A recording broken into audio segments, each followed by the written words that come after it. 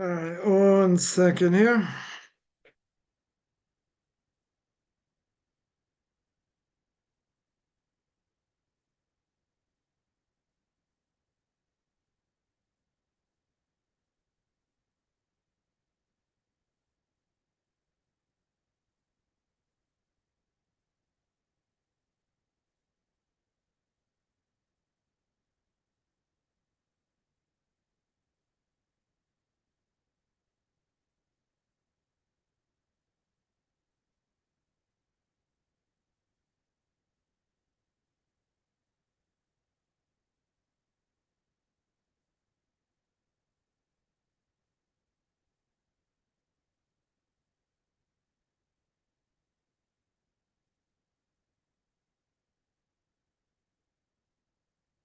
All right, welcome, holding by the book of Leviticus chapter 18. Ken Warner, welcome, holding by the book of Leviticus chapter 18. We are still in verse 2. Had a week off for last week. That was Purim in Jerusalem, but we're going to continue. Again, Warner, welcome, holding by the book of Leviticus chapter 18. We are in verse 2. And again, verse 1 says, "Vaydaber Hashem Moshe lemor." God spoke to the Jewish people, saying, "Daber b'nei Yisrael, ve'amarta alehem ani Hashem Elokeichem." And it says, "Speak unto the children of Israel, say unto them, I am the eternal your God." Now here, we said before, right, Rashi says, I'm the one who spoke on Mount Sinai, right, we spoke about that, we accepted God's kingship, right, at Mount Sinai. And God says, okay, you accept my kingship, very good. Now you have to accept what I say. You have to accept my decrees. And it was known to God that even in the days of Ezra, they're going to go against, they would revolt against restricting of sexual relations, which the whole chapter is really about, which we're going to get there in the next verse at some point. And in either case, right, God made decrees. We have an obligation to keep those decrees, whatever those decrees are. Comes along the Or Chaim HaKadosh, commentary more than 100 years ago, and we were speaking, I guess, a few weeks back, and I want to reemphasize this, that he says that that what happens. What happens to a person? A person, we've been speaking about this for a number of weeks, that a person sees something and then their mind records it. It's part of your psyche, right? It never goes away. It's always there, right? Whatever a person sees, could have been 10 years ago, 20 years ago, 50 years ago, it doesn't matter. The image is still there. Doesn't necessarily mean it goes away straight away, right? It's there, doesn't mean... Right. Also, doesn't mean it's going to come up all the time, but in theory, right? In theory, it's or in practice, really, it's there, right? And question is if it's going to manifest itself or not. So you get two things, right? Two things: the mind, right? Sorry, the eyes see something, whatever it is, even if they see it by accident, doesn't matter. The mind sees something. Sorry, the eyes see something. Now the mind seems to go crazy with it. Depends, how it's going to deal with it, how it's going to manifest, etc. So he says, I got two things. Again, what the eyes see and what the person is going to think about, right? And that's what's going to happen. And what's going to happen is that if it's something physical, let's say it brings out a physical desire. So says Or Chaim HaKadosh over here that a person is weak.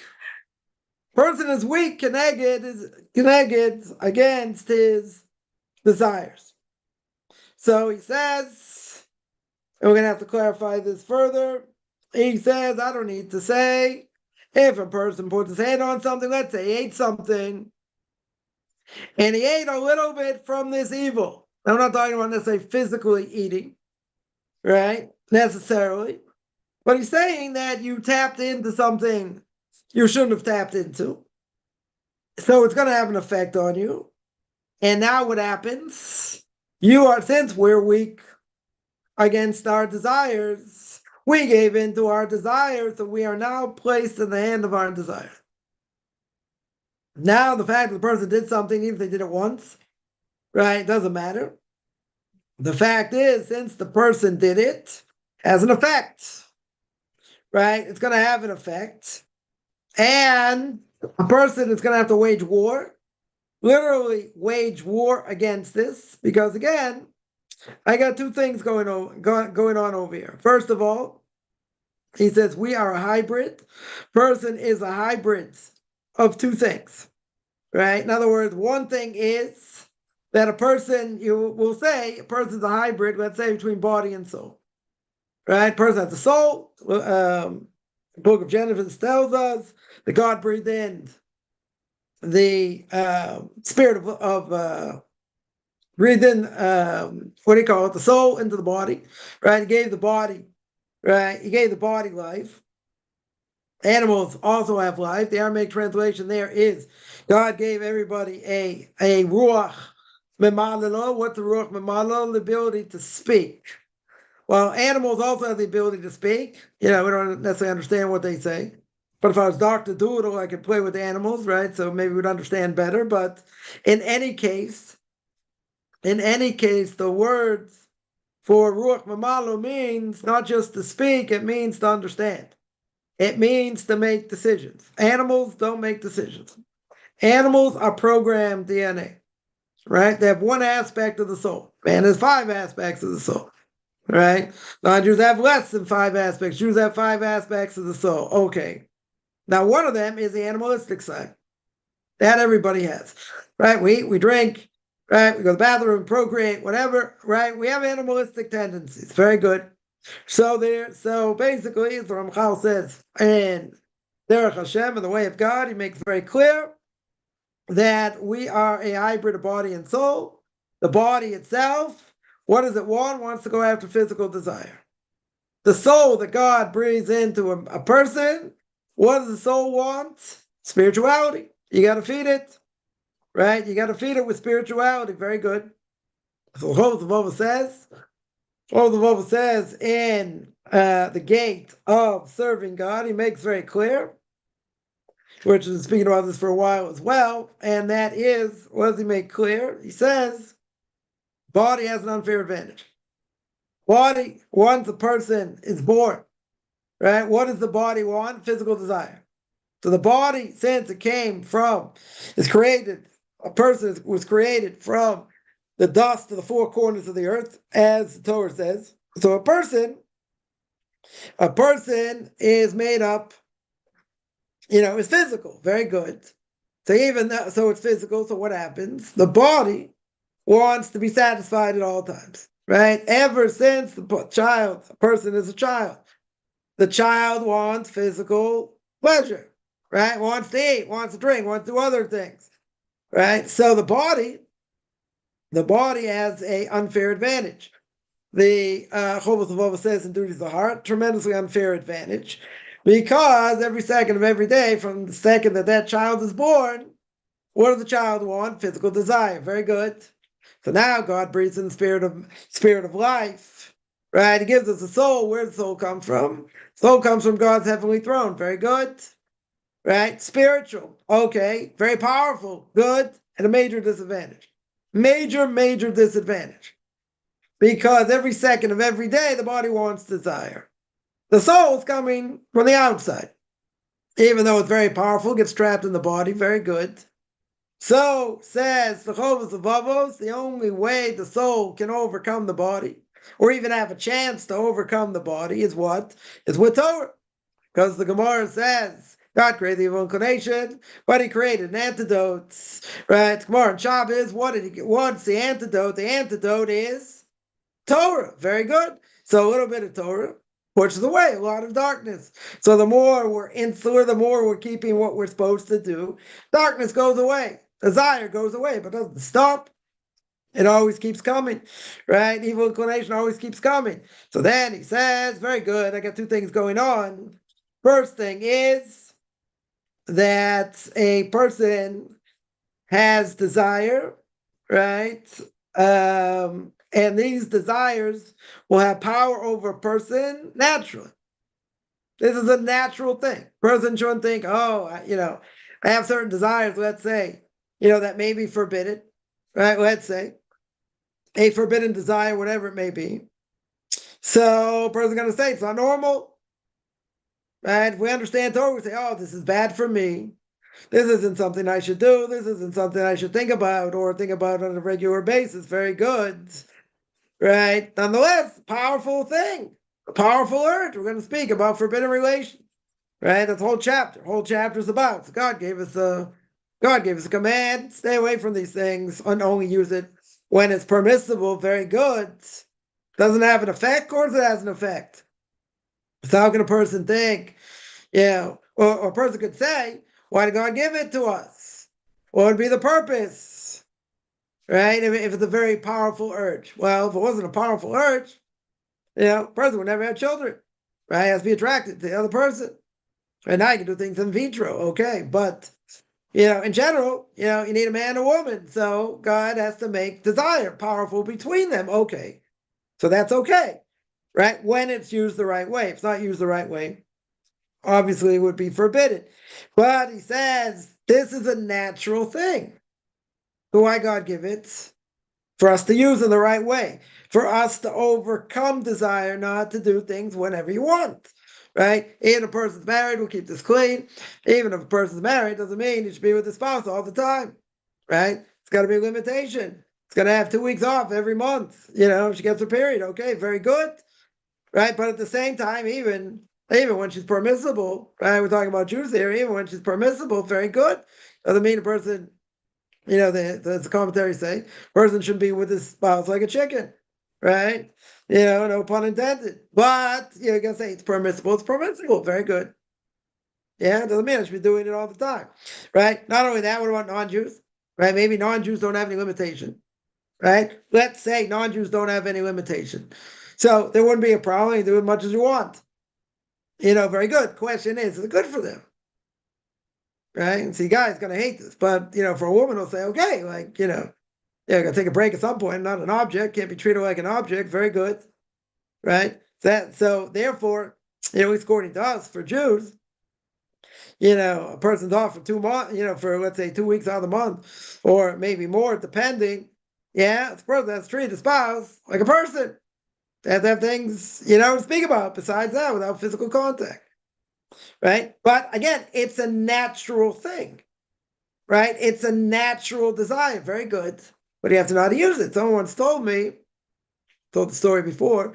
Somebody once said, listen, if you go to the beach, obviously a mixed beach, right? You go to a beach and you get excited, there's something wrong with you. And I said, and if you don't, something wrong with you. That, not something necessarily supposed to be suppressed, but at the same time, you don't want to tempt it, right? Then we don't want to tempt it anyway. Nonetheless, it's a natural desire.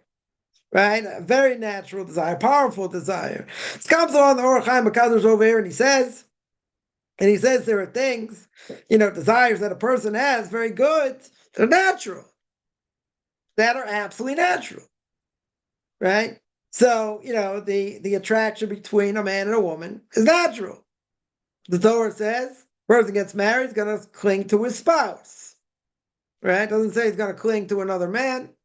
Even though we're going to see later in this chapter, when I get there, we're going to see it's forbidden for a man to be homosexual, right? Forbidden, bestiality also forbidden, but nonetheless, homosexuality is not a normal thing. It's not a normal attraction. Now, some doctors out there may say, a doctor once told me they've isolated a homosexual gene. I said, okay, let's say it's true. Let's say that would be true. I don't think it's true, but let's say it's true. Okay. So someone has more of a tendency. Very good. He's got a stronger tendency to that than to be with a woman. Okay. Now, why does the person have it?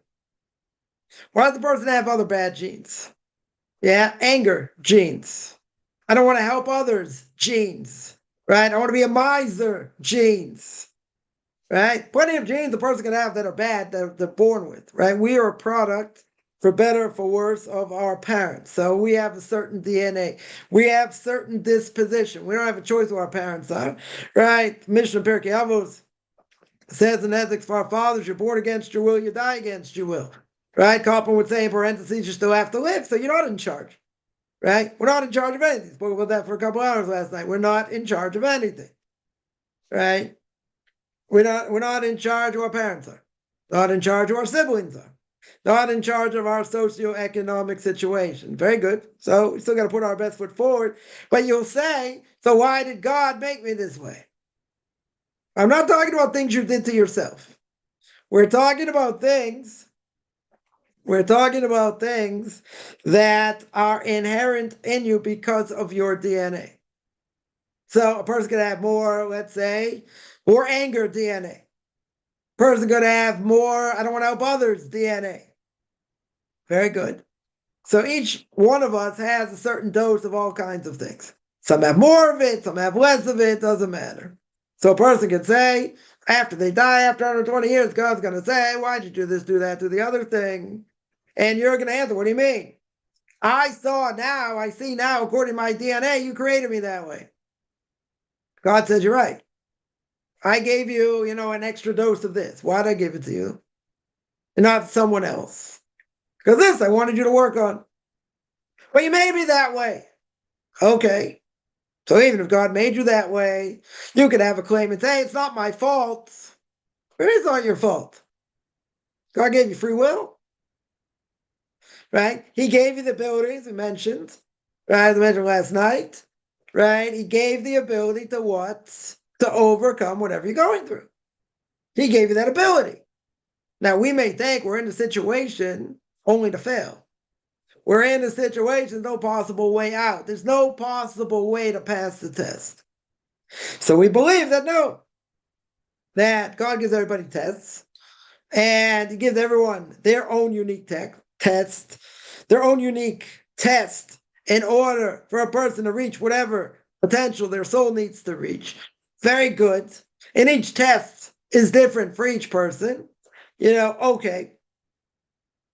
But at the same time, He's made you into a vessel that's given you the ability to overcome the test. Now, it might be a hard test. It might be, so someone said, well, what if you fail the test? You could fail the test. Very good. That doesn't mean you're not up to the challenge. That doesn't mean it's not possible. Just because you failed it today, or maybe tomorrow, or maybe the next day, does not mean you do not have the power to overcome it. Now, we may think we can't do it, and it's too hard, and all these things. Very good. But there's one factor here, one major factor, and that is God wants something. What does He want? So you tell me He's squeezing me like the toothpaste, and this is hard, that's hard, the other thing's hard. Very good, right? But what happens? What happens? Person get tested by livelihood. Person can get tested by, by family. Person can get tested by all kinds of things, right? Health. You get tested by, all these things put together. Very good. So it's a big test. Person got a big test, whatever it is. Now, what does God want? What does God want over here? So He wants you to overcome the test. Well, let's say you fail. Let's say a number of times you fail. Okay. So even if you failed, doesn't God believe you can overcome it? Yes. Doesn't mean it's going to be easy. But at the same time, even if you failed, and you failed a number of times and it was hard to stand up to the test, or test, whatever it is the person the same person they were before they were tested? Or did they grow from it? Or did it make them a new person? Right? Did it give them added strength they never thought they had? Not only that, but other people are in the same situation. They're able to give them strength because they themselves went through it. So you're going to say, but the test was a waste of time. Not true. Not true. There are people who've been, like severely tested. And people say, wow, if this is what happens when a person's in the process of conversion, I'm not interested in what's going to happen when I become a Jew. But that's not the question. Because look what the person became. Right? And if the person became much stronger, has tremendous amounts of emunah, meaning faith and belief in God. And they became 10 times stronger than they've ever been. And they never would have been this strong had they not gone through it. Then that test was successful. Doesn't mean it was easy. But what happened over here? They became 10 times stronger. By becoming 10 times stronger, that doesn't mean they failed the test. They might have failed certain aspects of it, okay. They may have relapses, very good. But they came much stronger. If they become much stronger, the God says, good. That's how I wanted to strengthen you. Now, person could say, but still, it's a very hard test. Why'd you have to go through it this way? Good, right? That's between you and God, right? Why God set it up that way, can't answer. But he set it up in a way, where that is the best way, according to him, for you to reach potential. Give an example. Jewish people go into Egypt. Yeah, God sends them into Egypt. And he takes them out early. They're supposed to be in Egypt for 400 years. Right? Good preparation for Passover is coming up. Another 3 weeks, less than 3 weeks. They're supposed to be in Egypt for 400 years. God takes them out early. Right? God takes them out early. So if that's true, if God takes them out early, why did he take them out early? Because he didn't want them to reach the 49th level of impurity. If they would have reached the last level of impurity, they don't get out of Egypt. They're stuck in Egypt forever. They disappear. So you ask the question, if God knew of all the immorality, and that's going to be the next verse. Because the next verse says, don't go after the ways of the Egyptians, and we'll see what that means. Or go after the ways of the Canaanites. But if you're not supposed to go after the ways of Egyptians, then the Egyptians were known to be tremendously immoral. So if that is the case, then why send them there? What would be the purpose of demolishing them there in order that they should come out and receive the Torah, do it a different way? Right? 80% of the Jewish people do not get out of Egypt. They die by the end of the plague of darkness. Right? Now, if we know, as the Torah says, there are 600,000 men between the ages of 20 and 60, not including women and children, that get the Torah, that see God at Mount Sinai, whatever that means. Right? Not including women and children, about 2 to 3 million people. Right? So let's go on the lower end. It's 2 million people. 80% don't get out of Egypt. That means 8 million people died in Egypt. They didn't want to come out. For any number of reasons, they didn't want to come out. So God took their lives, left them in Egypt. Now, a very simple question would be, what would be the purpose of doing that? Knowing that 80% of the potential Jewish people get wiped off the face of the map. Yeah, hard question. Could have done it many different ways. Why bring them to the point of almost ultimate destruction? So one simple answer, right, would be that Moses, where does he grow up? In the palace of the king, right? Daughter of Pharaoh comes, takes him out. Some say that she actually converted by going into the water. Okay, she takes him out, and he grows up in the palace of the king.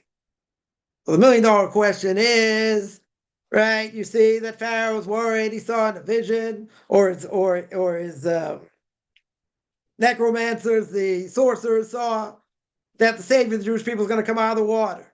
And it's going to be a male. So he says, I'm going to kill all the males, right? Leave the females alive, but I'll kill all the males. Very good.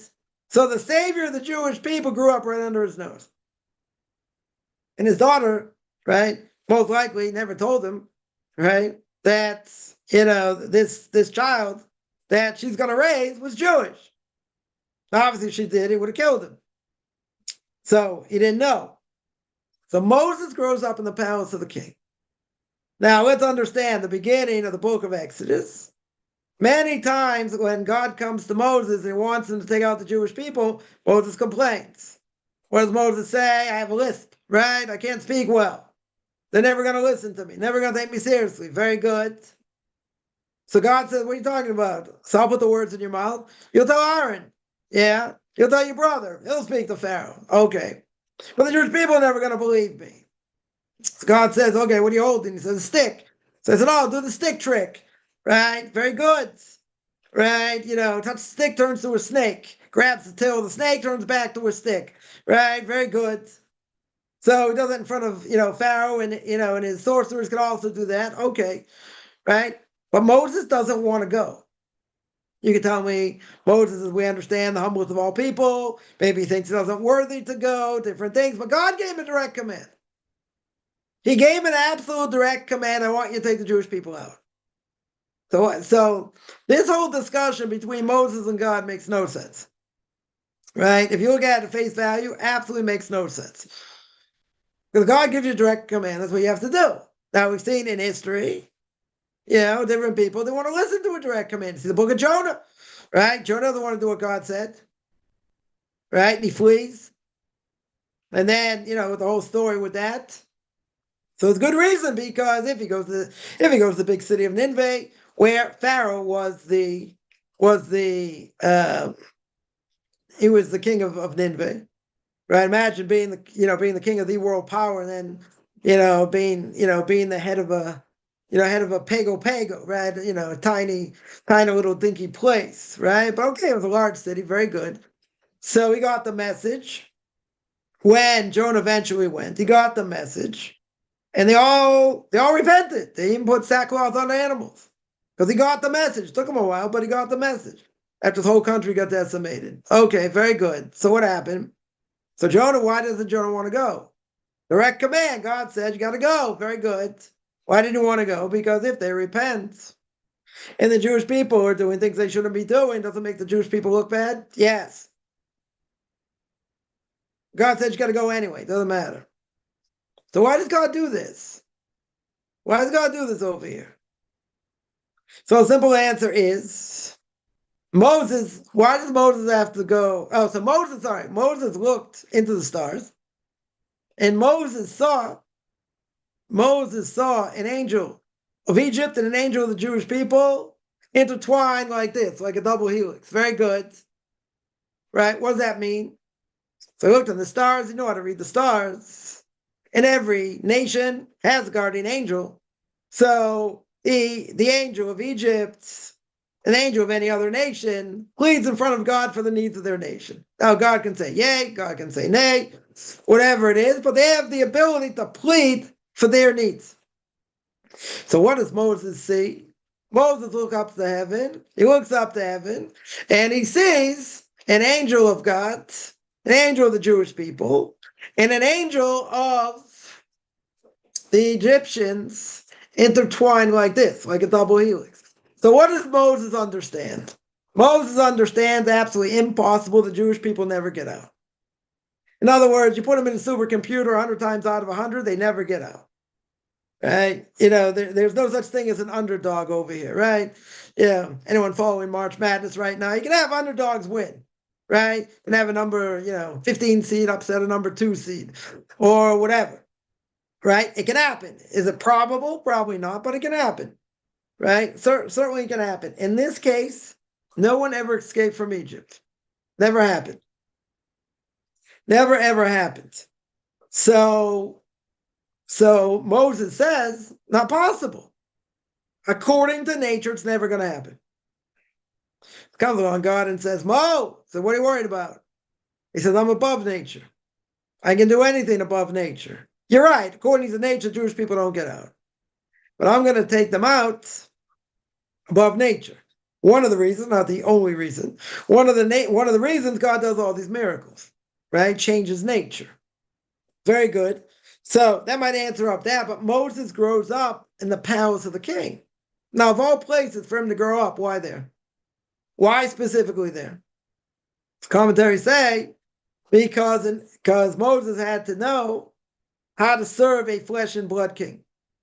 The Jewish people had to see a flesh and blood king in order to be able to understand who the King of Kings is.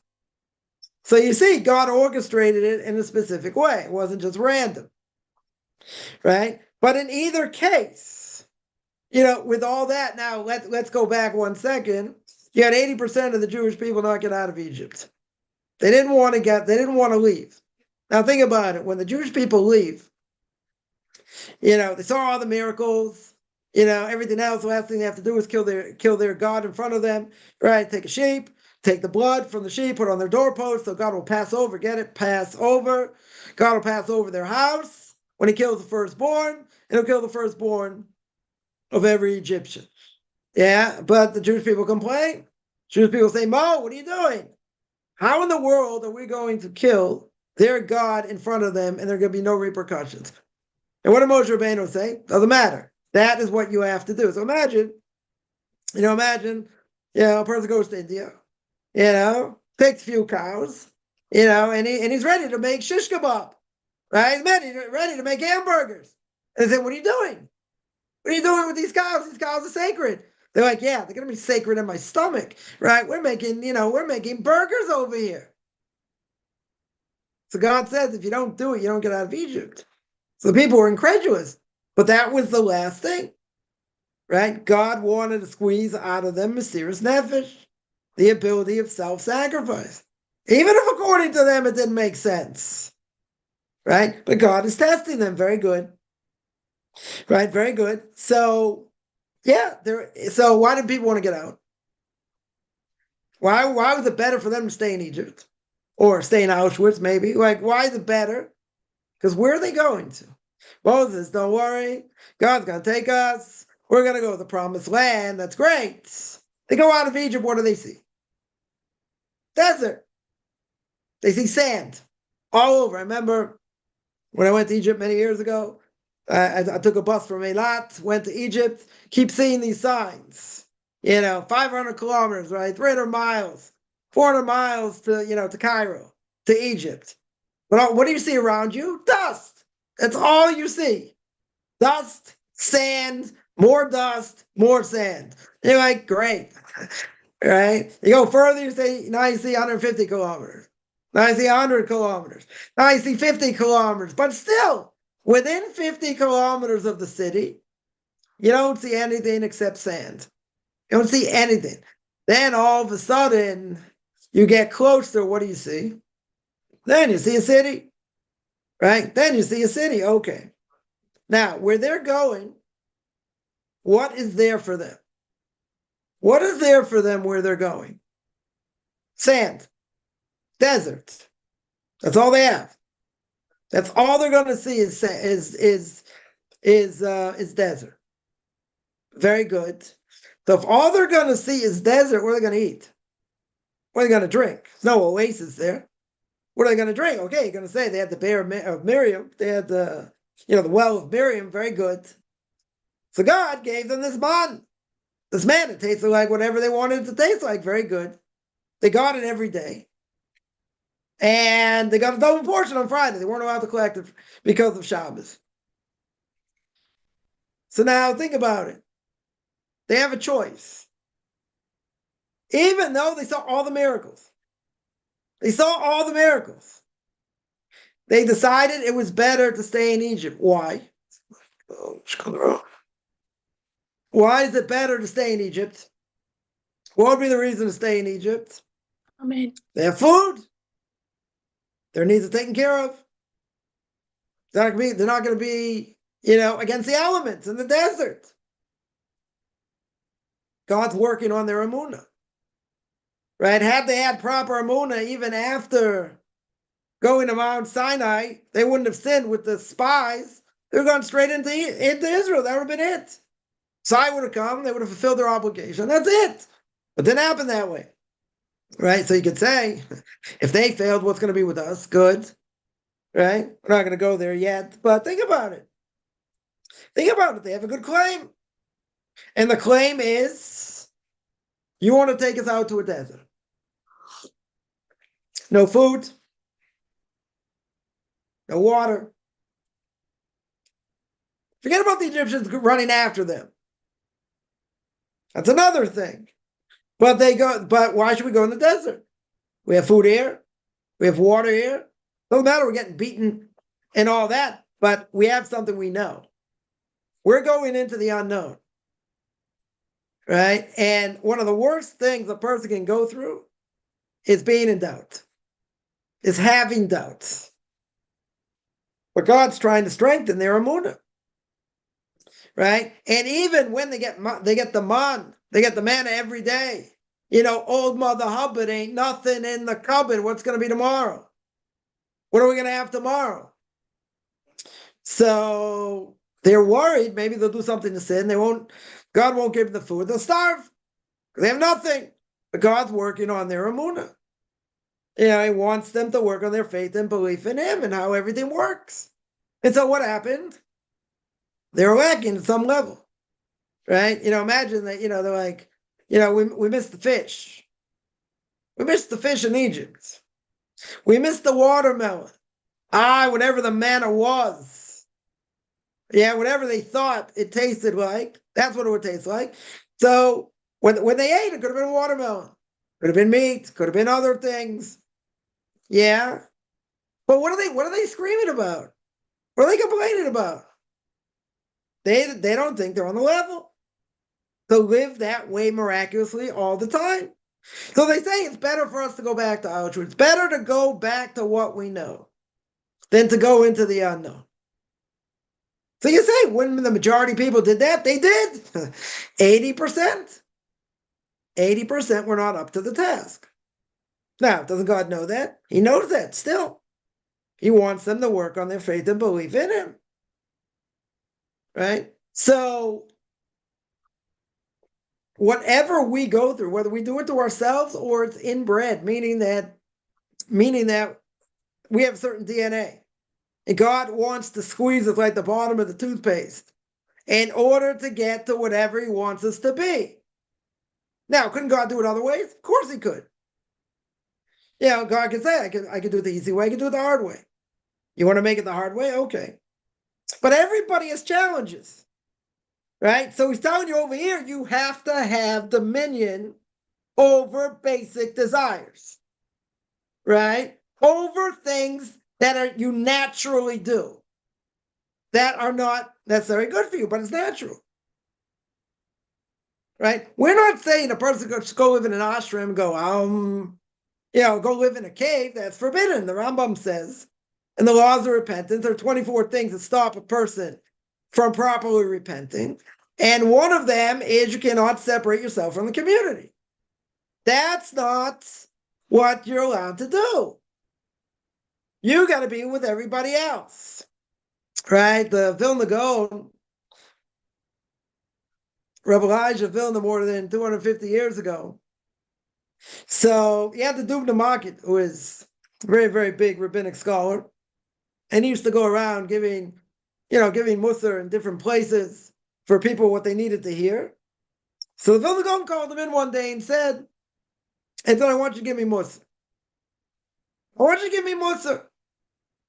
So, the Dubna Market didn't really want to. And he's like, who am I to give the Vilna Gaon? He was, greatest rabbi of that generation, would have been probably one of the greatest rabbis of any generation. Doesn't matter. So finally, okay, so Dubna Market says, you're this great Gaon. The Torah backwards, right? Rav Chaim of Voloshin, his famous student, who started the Voloshin Yeshiva, someone asked him, what's the difference between the Vilna Gaon and your brother? He had a brother, I think Rav Avram of Voloshin. I think that was his name. And he said, it's also great in his own right. So Rav Chaim of Voloshin said, you're right, I'll tell you the difference. Yeah, my brother could tell you the entire Talmud frontwards. In other words, start from brachos, right? All about blessings. He could rattle off the Gemara, the commentaries, all the way to the end. Very good. The Vilna Gaon could do it backwards, right? He can do it backwards. That's the difference.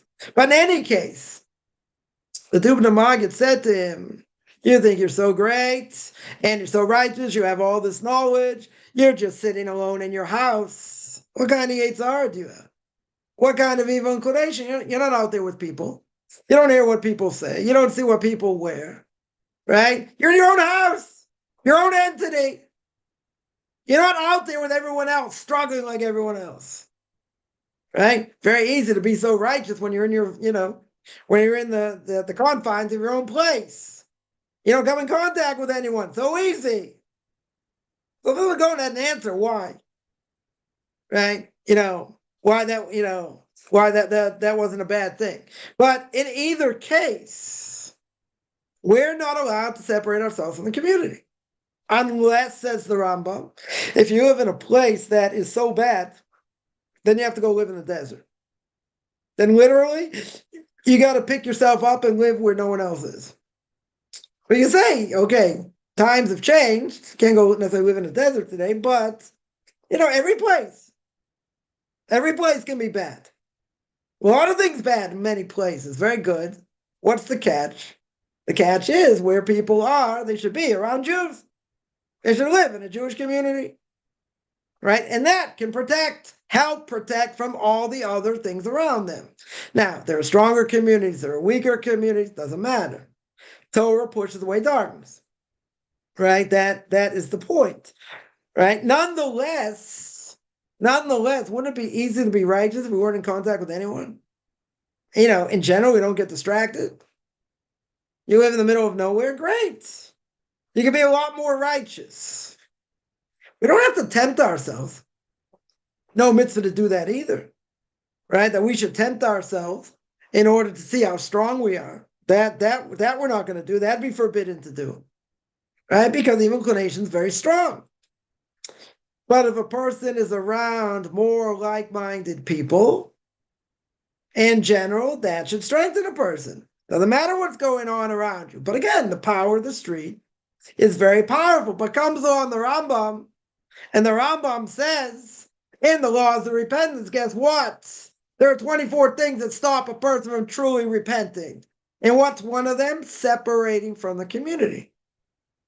I hear this all the time. People say, why do I have to move? It's hard enough to move. Why can I be on my own? And it's not because you can't live on your own island. You got to share the good times with the Jewish people. You got to share the bad times. You got to be within striking distance. A guy's got to be able to go to synagogue. He's got to walk to synagogue. So one can say, fine, I'll live somewhere else. I don't have to walk to synagogue. I don't have to go to synagogue, right? What are you going to do about hearing the shofar? What are you going to do about, let's say, a few other things you might have to go to synagogue for, right? But in general, they'd be exempt, right? Because the mitzvah bound by time, very good. But if you don't live amongst Jews, how are you going to learn how to be Jewish? You maybe tell me 500 years ago a person could learn by osmosis. You can't say that today, right? You can't say that today. But, at the end of the day, you can't separate, right? You cannot separate. You got to be with everyone else. That's the test. People say things. People look at you in certain ways. Whatever it is, it's a test being out in society on a daily basis. Yeah. Even in Israel, it's also a big test. Right? You're going to say you got much stronger communities here. You don't necessarily come in contact, the only, non-Jews come in contact with are Arabs. So you're not going to really have much to do with them. But a person who lives in a strong Jewish community, it's a lot easier. Get all your conveniences. Yeah. But, you have to deal with secular Jews also, and many different things, right? Many, many different things. So you have no choice. Okay. So my Rebbe would say, whatever they say, you got to be careful, right? They curse, they say other things, the way they dress, very good, right? So nonetheless, can't separate, right? A Jew cannot separate. Now, all right, let me take a couple of questions before I go further. 1 second. Yeah, there's a question here. Bring it up right. Yeah, there's a question here. So the community will suddenly treat me differently if you convert. They should. You got to remember. I think people forget this. And that is that I had somebody that moved within walking distance of an Orthodox synagogue. Their kids actually were allowed to go to the school, to the Jewish school there, which not every school allow a non-Jew before conversion to go to. Okay. As I told people many times, don't expect necessarily a school to allow your kid to go before conversion. Some schools will allow, some won't. Right? I'm going to keep that in mind. But I asked them, I said, so how was it before conversion? So they told me straight out. And again, this is an out-of-town place. This is not We're not talking New York, New Jersey. We're not talking stronger communities here or very strong communities. It's not a town community. Yeah. So what happened? So they told me that their kids before conversion didn't have play dates. They did not have play dates. Or it's very rare if they did. Now, a person will ask, why would that be? If it's an out of town place, people are more open, right? True. Why would that be? Why would their kids not have play dates? You're going to say, that's discrimination in the worst way. Okay. But what's the rationale?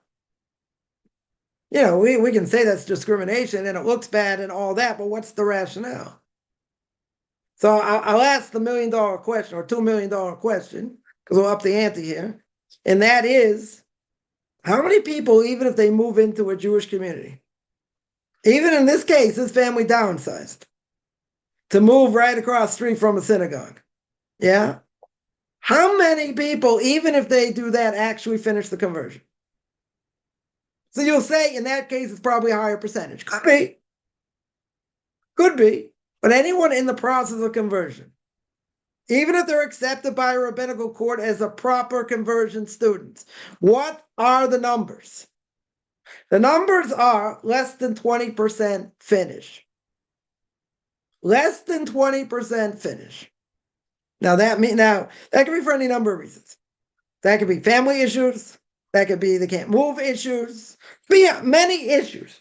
Why that is. Well, that's not the point. The point is people come a dime a dozen. And this family moved into a Jewish community. They go to the Beis Din, they go to the rabbinical court. And the rabbinical courts, whatever, ask them a bunch of questions, different things.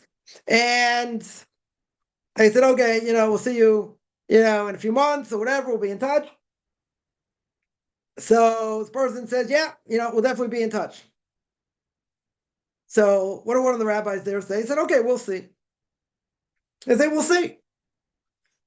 I get this frantic text. They said, why'd they say that? Why would they say that? I just gave up a lot to move. I downsized, majorly downsized, to be part of the Jewish community. I said, why would someone say that? I said, they probably have experience that even people who have done that, they didn't finish for different reasons. They end up moving out or whatever it is. But they don't always end up finishing. So if they don't always end up finishing, isn't there a track record? There's a track record. There's a track record for any number of reasons. I come up with at least 20 reasons. I mean, they're all legitimate. Why someone may never finish the process. The main reason is because they can't move. That's probably the single biggest problem. Is that they can't move to a Jewish community. Moving to a Jewish community costs a lot. Closer you get to a synagogue, the money goes up exponentially. Cost goes up exponentially. Okay. It's a legitimate thing. But a person still has to move, right? They still have to move if possible. If they can't move, you can't convert. That's just the way it is. Now, based on that, the rabbinical court over here is not being obnoxious to be obnoxious. They understand. They've had people come left and right and center. And the most people that come flake out and do not end up converting. So they know what the numbers are. So you can say, well, they should give encouragement. Yeah, they should. But they also realize there are things beyond their control. There are things that they see that, people don't stick. It's hard in so many different ways. No matter what a person's been through, doesn't matter what they claim, this and that, right? I have a much higher percentage of people actually finish. Yeah. Okay, but it doesn't mean that every sincere person is going to be able to do it. Just doesn't mean that. They can have all the greatest intention. So in this case, I'll take it one step further. In this case, so a person was married, had a number of kids in this school, right? In this day school. One of the spouses says at some point they're getting very close to conversion. Something happens, and one of the spouses says, I can't do it. I can't go through it. Can't go through with it. The other spouse says, what are you talking about? We downsized, we moved, our kids are in school. What do you mean you can't do it? Then all these discussions back and forth. And the spouse says, I can't do it. It's impossible for me to do. They got spooked. For whatever reason, they got spooked. Now, what does this other person do? They're not going back to Christianity. They don't want to be a Noahide. I mean, they could have. They could have gone back and be Noahides, but they're already too far gone. They're already like part of the community, even if no one plays with their kids. They're part of the community or becoming part of the community. So this person told me they only had one choice. They had to get divorced. Wasn't their choice. It's not what they wanted to do. But they said, I have nothing to go back to. I can't go back. Now, they ended up converting. They got divorced, right? And, one spouse lives there with their kids, with 2 or 3 of their kids. And they're living there. They're living in Israel. Now, is that supposed to happen? Right? It's not supposed to happen. So they gave up everything. They moved, they downsized, married for many years, and this is what happens. That's a huge test. That is a huge test. But they didn't give up, they didn't back down, they did what they felt they had to do. Now that broke up the family. Okay? But that was the choice they made. It's a hard choice.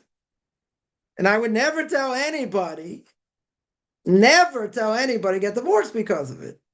But, I've heard many times people will say, I'm going on this path and my spouse with me, good. If not, that's it. Or I'll take the frying pan. See if that works.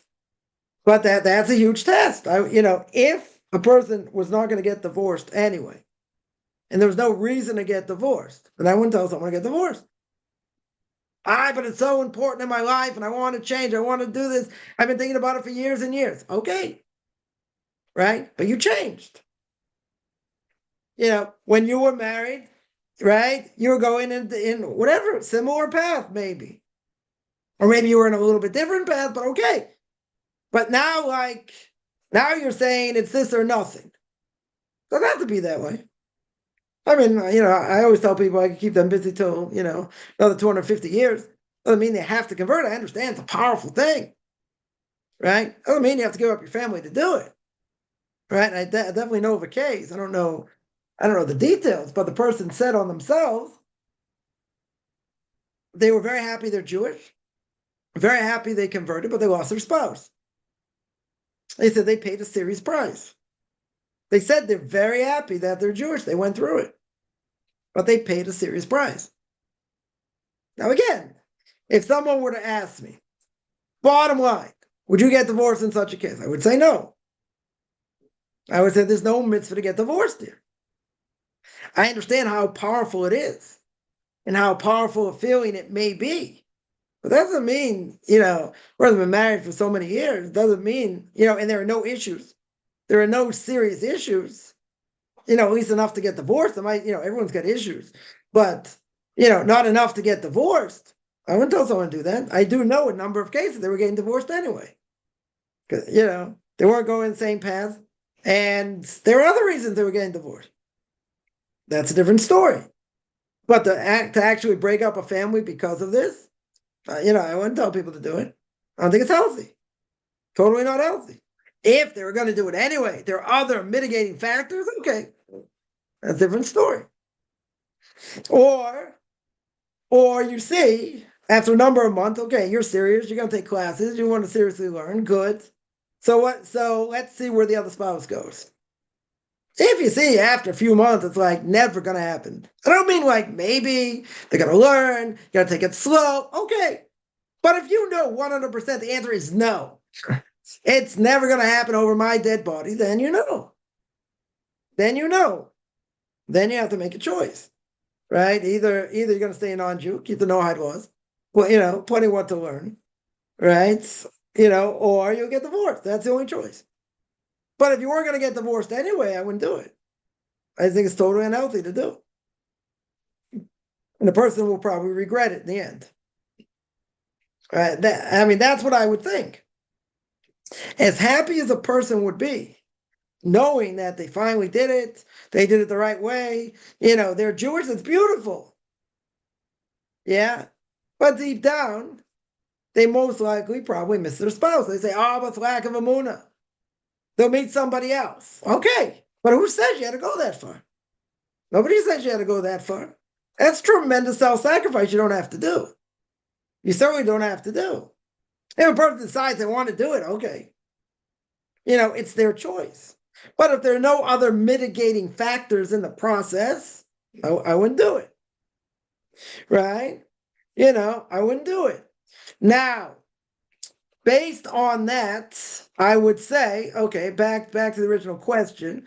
So now we're going to say that what happened, this family, these kids never had play dates, right? They didn't have play dates. Why not? Because people were afraid to have anything to do with them. I'm not saying they're bad people, but they don't want their kids hanging out with non-Jews. Either the process of conversion, very good.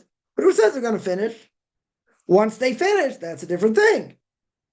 Right? People may question it all the time and, they're really Jewish, they're really going to keep it, they're really going to stick with it. Forget about that. That's not the issue. The issue is right now, they don't necessarily want their kids hanging out with non-Jews. That's why they're in a Jewish school.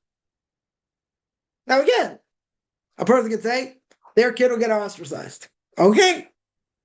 That's part of the price you might pay until conversion. Now, shouldn't be all welcoming this and that. I'm just pointing out, couldn't it be parents want to protect their kids? They say, yeah, we get some Jewish kids in the process of conversion. That's great. That's great, but they don't necessarily want to be so friendly because they don't know what's going to stick. And then next thing you know, they're friends with non-Jews. Again, I'm not justifying it. I'm just saying that's what they may think. But after conversion, it became much easier. That's what they told me. Became a lot easier. Because a lot of people don't finish. Because a lot of people don't finish, even if they're accepted by a rabbinical court, even if they're in a Jewish school. That doesn't mean the road's going to be, way open. I know another family like that. There are all kinds of problems. There are all kinds of issues. Yeah. But this community was a little bit different. This community, they had play dates. They were friendly with them. So it could be, it depends on the place. But I'm just pointing out, I could understand from a parent's perspective why they wouldn't say want that type of friendship.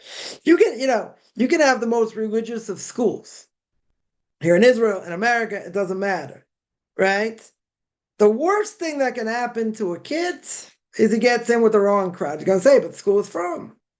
It's all religious. You're right. But not everyone necessarily does what they're supposed to do. They should, but it can have bad influence. If you have a bad influence, it could kill your kid in the process. So also, it's not enough. You're sending your kid to school. The majority of education comes at home. But you got to be careful who your kids play with, who they hang out with.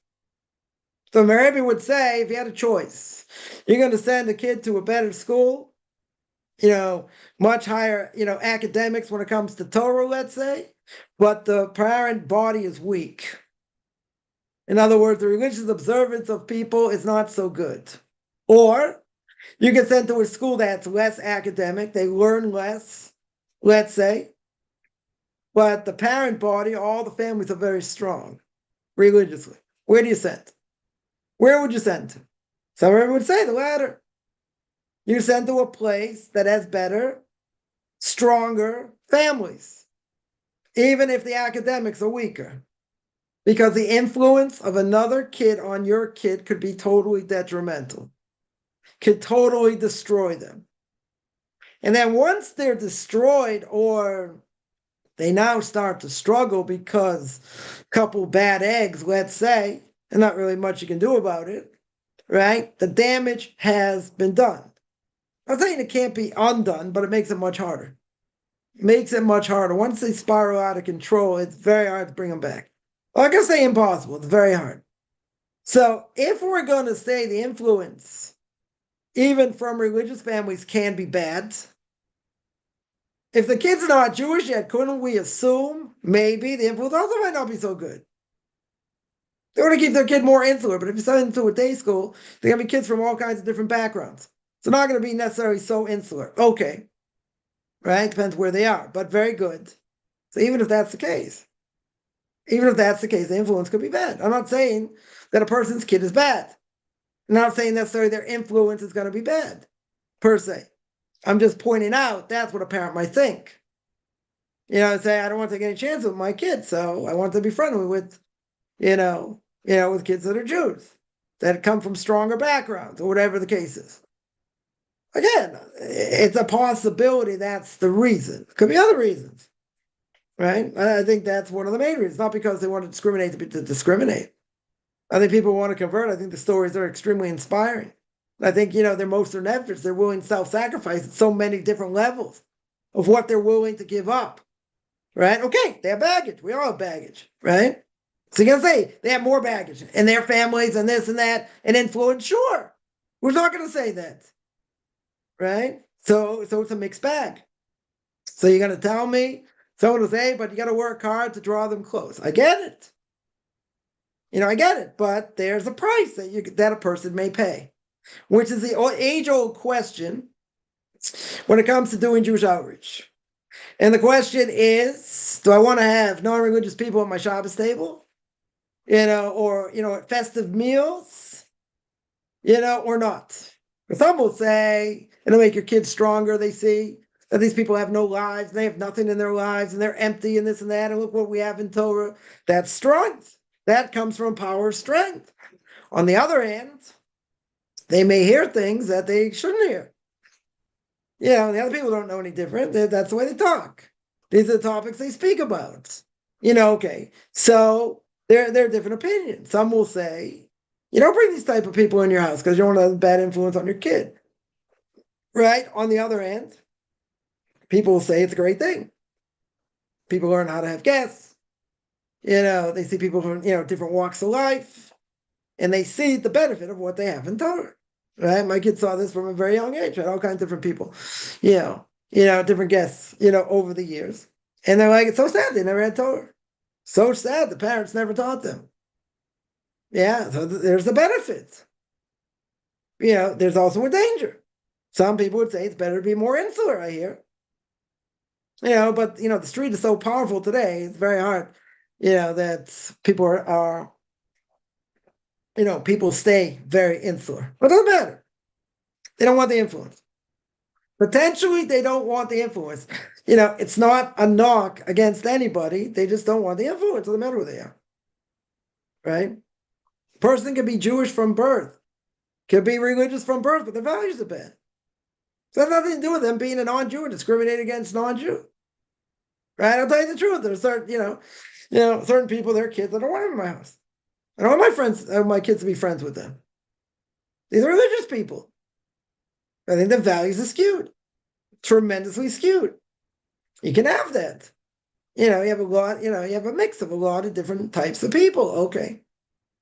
But that doesn't mean the influence is necessarily good. It should be. But you want your kids, to be friends with kids of better families. That's just the way it is. Jews or non-Jews. Right? Not thinking about non-Jews, but we're going to mention, non-Jews, there's a risk. There's an absolute risk where they came from. Now, there are some people that basically from a very young age, they're considered like FFP, like they're from birth, religious from birth, because of the way they grew up. Okay.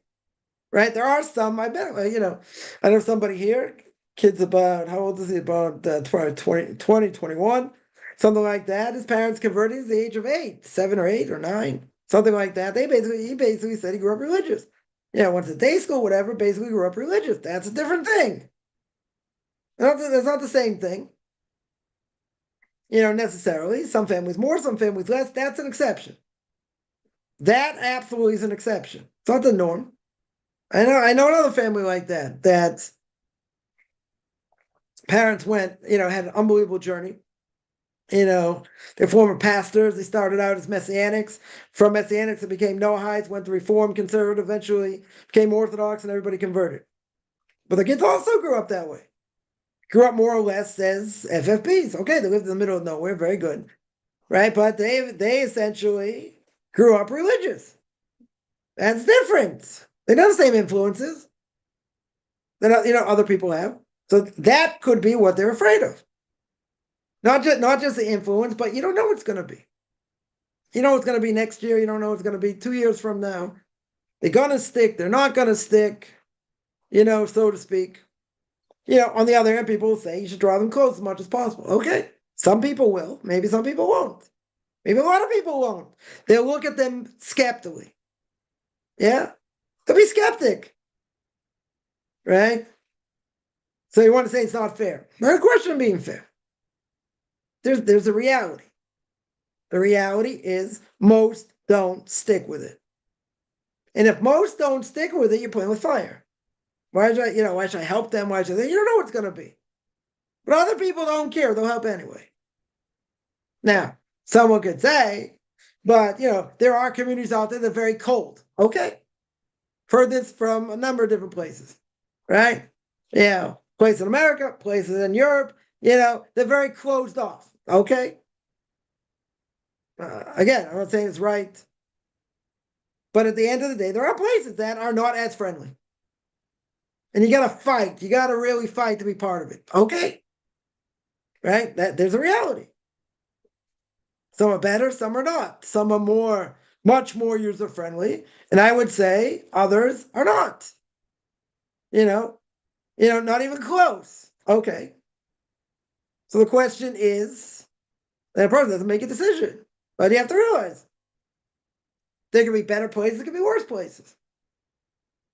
And people say all kinds of things, negative things about communities because, they're so cold and, and people don't reach out and it's so hard. Yeah, it's true. Maybe true. So you say they should be more warm and more open. Okay. There are places that are more warm and more open and make people feel welcome and this and that. And there are other places that don't have anything to do with you because Converse is giving the Jewish people a bad name. They don't, I'm not saying they're worried someone's coming to missionize. Maybe they're not necessarily worried about that. Okay. Yeah, but they make it really hard because they want people to stick. You might say it's offensive, it's this, it's that. Okay. Right? I'm not justifying, I'm just saying there are places that are better than others. And a person has to have thick skin. If you don't have thick skin, you'll never finish. You'll never ever finish. People are cruel, people say things, people ignore you. Yeah. Someone said it was an out-of-town community, right? And someone said, I was going in, I think they were going to school, whatever. Someone walks in, they don't hold the door. Yeah, they said that's disrespectful. I said, right. I said, maybe they're in a rush, maybe it's disrespectful. Okay. People do disrespectful things. Person they may be religious doesn't mean they're doing everything they should, right? And they're not necessarily the cream of the crop. They have issues like everybody else does, right? But you say it's common courtesy, okay? Or the way people drive. I can speak about that for hours. Yeah. They're religious people. I'm not going to just single them out. But they drive like maniacs. Not all the time. Or maybe sometimes. Somebody looks at them and they cut them off on the road. Let's say they cut someone off on the road, a secular person, non-Jew or even a secular Jew. That makes a desecration of God's name, not in the literal sense, for all Jews. Makes us all look bad. Cut in line or whatever.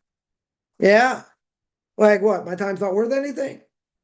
Or even better, someone double parks.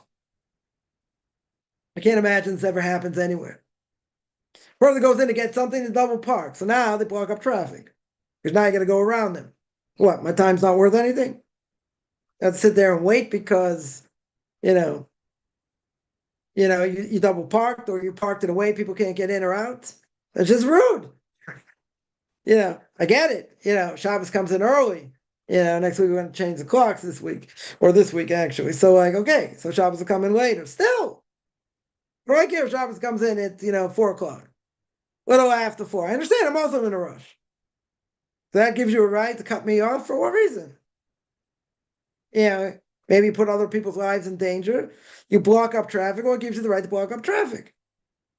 Place I go, for let's say getting getting chal or whatever, other things, for Shabbos. So there's like a narrow street, and to the right and to the left there are parking spaces. Now usually get there early enough, you shouldn't have a problem getting a parking space. Sometimes there's just no parking space, so you got to back out and go somewhere else. Okay, but sometimes people park in such a way. You got to say, really?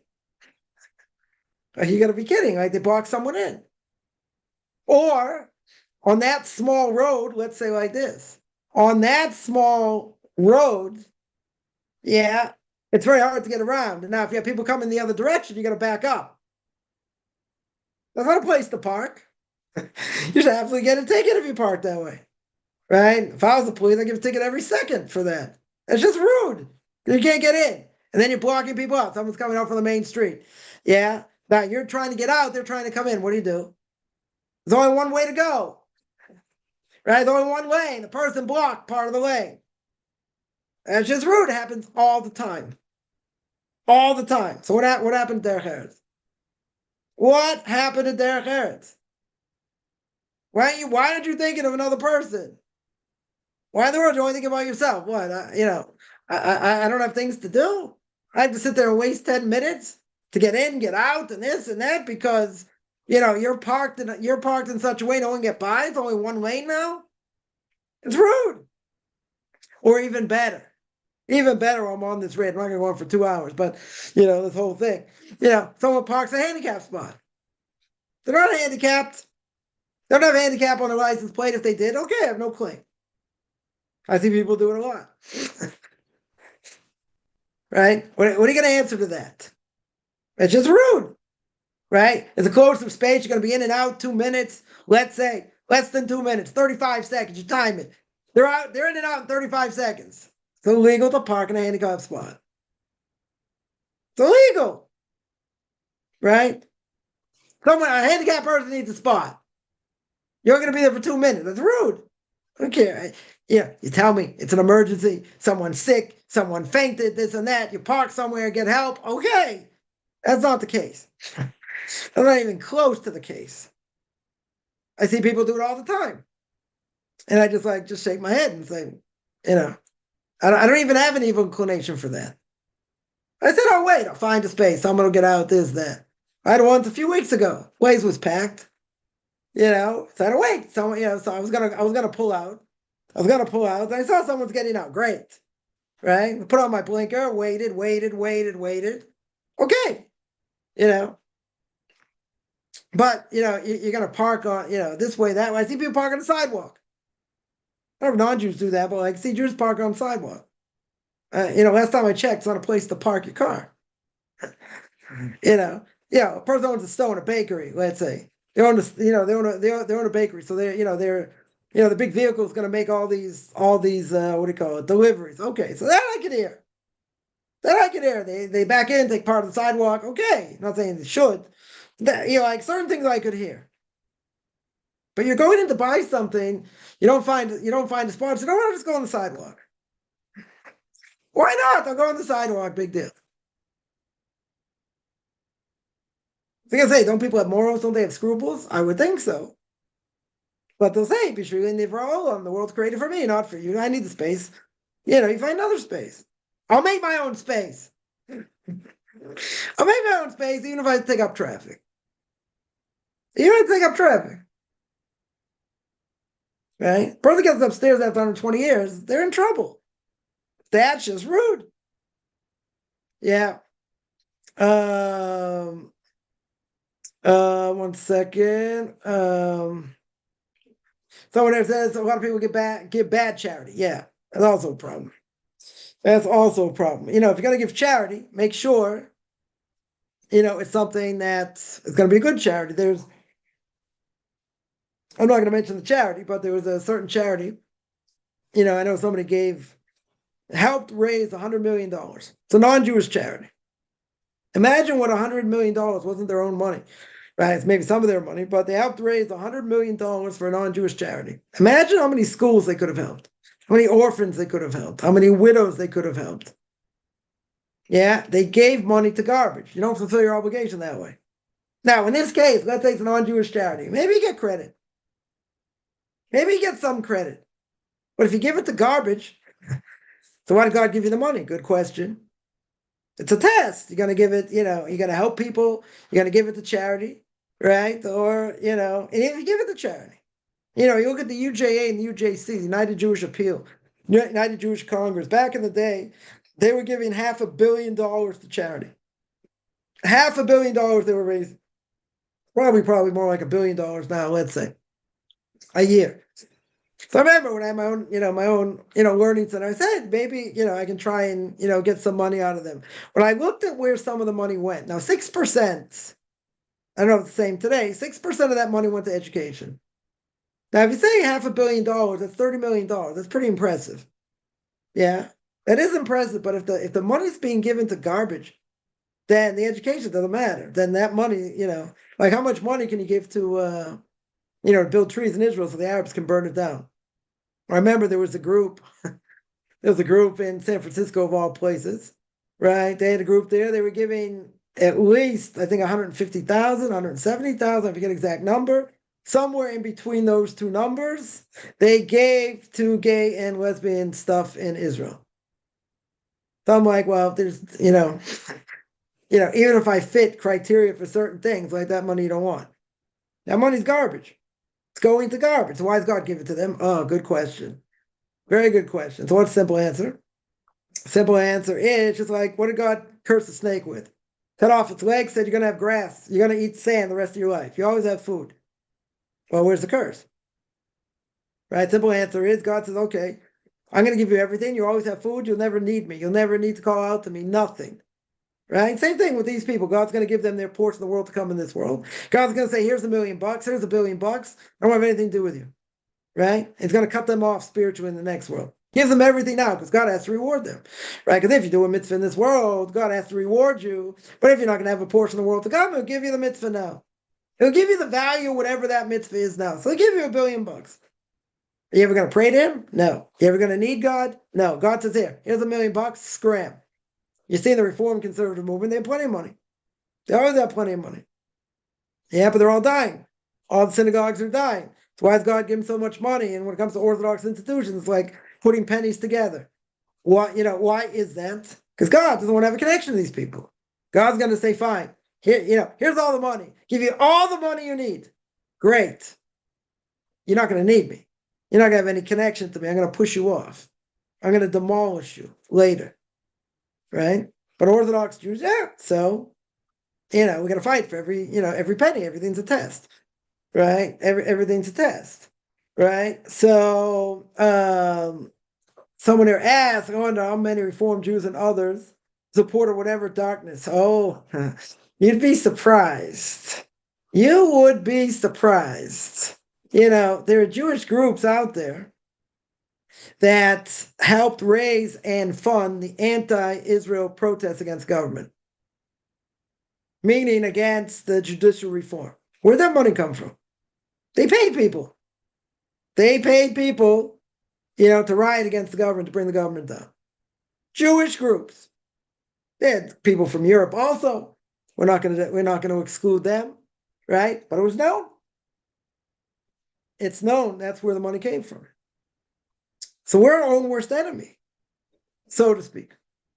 So people, you want to know how much garbage they give to? I mean, the Reform movement gives a certain amount, however much it is, to these women of the wall, so they can have their own prayer service, have a mixed prayer service, right? They're probably giving a lot of money to them, as well. But how many of them gave money, to terrorists? Hamas, quote unquote, nice Palestinians, no such thing, right? And Palestinians, bad name because they don't exist. But even so, how many I know someone right before COVID came on a bike trip here, biked all over, whatever, and a lot of money was going to some Arab thing in the South. Yeah. Money you could just flush in the toilet, just burn it. They could be, quote unquote, using it for good things. Yeah. But yeah, they've given it bad things. Real, really bad things. And it's not surprising because they have no morals and they have no scruples. Right? They'll give to whatever the heart tells them. There are people in Gaza, I think dead. I don't even know if they're alive, that help these people. Give them food, medicine, other things. They just stab them in the back, literally. Literally. You know, and it being dragged off to Gaza, being abused. They're like, well, we helped you. Right? This is the worst. This is measure for measure. We helped you. We gave you money for, we gave you medicine. We gave you other things. We took care of you. We did as much as we could. They didn't care. And they don't care. They still don't care. And they're being dragged off to captivity. If some of them are still alive. But you know what? They won't learn the lesson, even if they come back. They said they'll claim it's Israel's fault. Totally brainwashed. They'll say it's Israel's fault. Look at all the things. Made them live like refugees. Did this, did that. Like it's all our fault. That's why they act like animals. Let's make clear. Universal laws according to the Torah. A person not allowed to be an animal. A person not allowed to kill.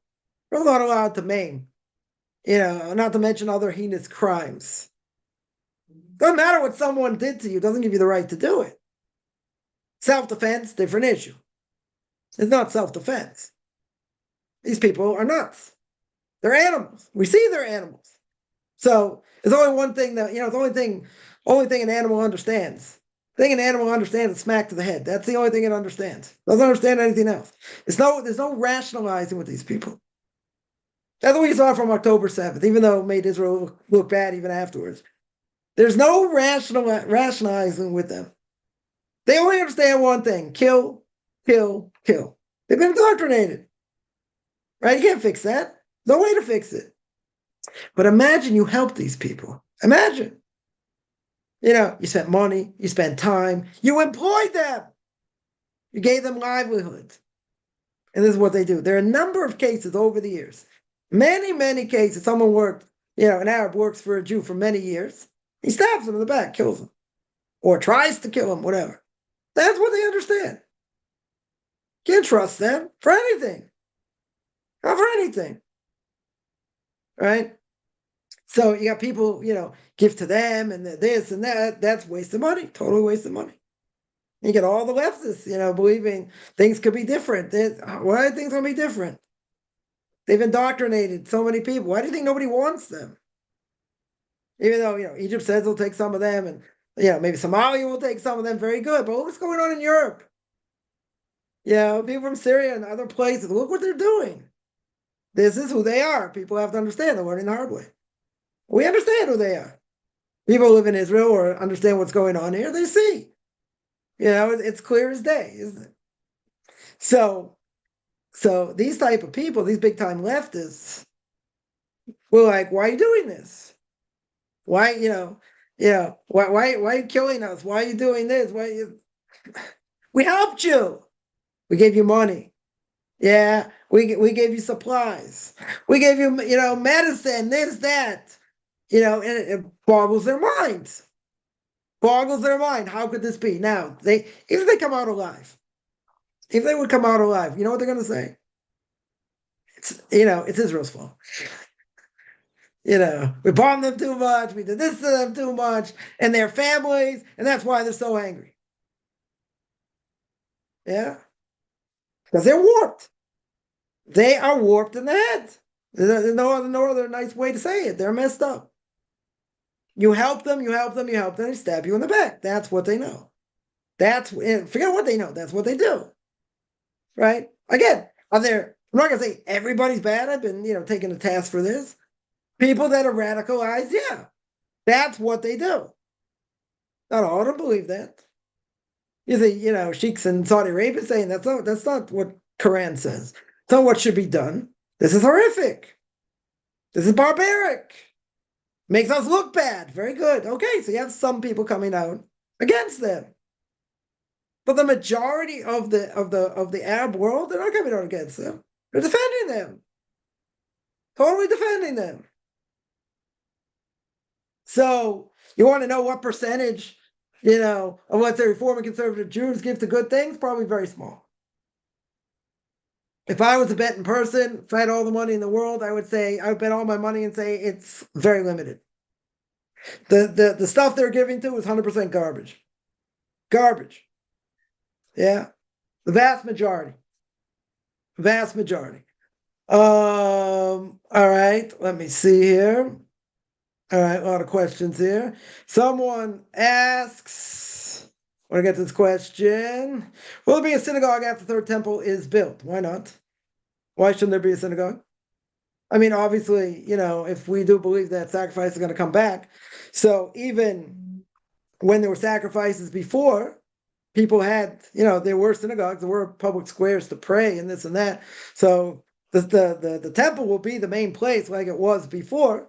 Well, it doesn't mean that you're not going to be able to pray other places, if you don't live, near where the temple is. Someone who says Torah says not be like them, right? Someone says, okay to remain in Noahide. Good question. Very good question. Yeah, who says anyone has to convert? Nobody says you have to convert. It's just that if God sees that you could have converted and you don't, right? Let's just say person had an opportunity to convert and they don't. Now you can say, but not everyone's made to convert, right? Is there any obligation to convert? No. There's no obligation whatsoever. If a person wants to remain a non-Jew, they can. The only question is if God sees deep in their heart that they really could have converted and they didn't, not because they couldn't move, not because of anything under onus, but they see deep down their heart they really wanted to convert and they could have, and they didn't, then they're in for severe punishment. But who says the person has to convert? No one says you have to convert. Much easier being a non-Jew than being a Jew, right? Much easier being a Noahide. In many ways. There are detractions from it, but much easier. And someone once told me still likes to eat shrimp, so why should I convert? I'm like, great. So go eat shrimp. We don't need you anyway. Okay. Right? But do you have an obligation to convert? No. If God wanted everyone to be Jewish, wouldn't everyone be Jewish? There's the purpose of the nations, right? Read the book, Derech Hashem, gave a class on it, 30 classes, 66 hours, right? Or 33 classes, really. 66 hours, right? There's a whole chapter in there, purpose of the nations, right? The nations have a purpose, even if they don't convert. Not everyone's made to convert. The question is if they had an opportunity and they don't. That's a different issue. If they really could have, but that's for God to judge. Right? If he sees deep in their heart they could have, they didn't want to. Right? For whatever reason. That, again, you got to say, well, they don't have an obligation. Okay. So even if they don't have an obligation, but God understands they wanted to, or they could have. And they decided not to. Then that's severe punishment. God's going to judge it however he judges it. But is there any obligation, bottom line? Is there any obligation to convert? No. There's no obligation whatsoever. Now, I would say, if a non-Jew comes and they want to learn, and they want to learn what they need to do, what they need to do to keep the Noahide laws, it's a mitzvah to help them. It's a big mitzvah to help them. If there's a question, should I go out recruiting non-Jews to be Noahides? The answer is no. Right? Someone's going to say, I've had people troll me on this and say, you got an obligation. You are a light unto nations. Okay. But where does it say, since I'm a light unto nations, I have an obligation to teach non-Jews their laws? To try and draw them close. Who says that's my obligation? You can say, how are they going to learn? Well, if they want to learn, they'll find someone to teach them. But guess what? These are universal laws.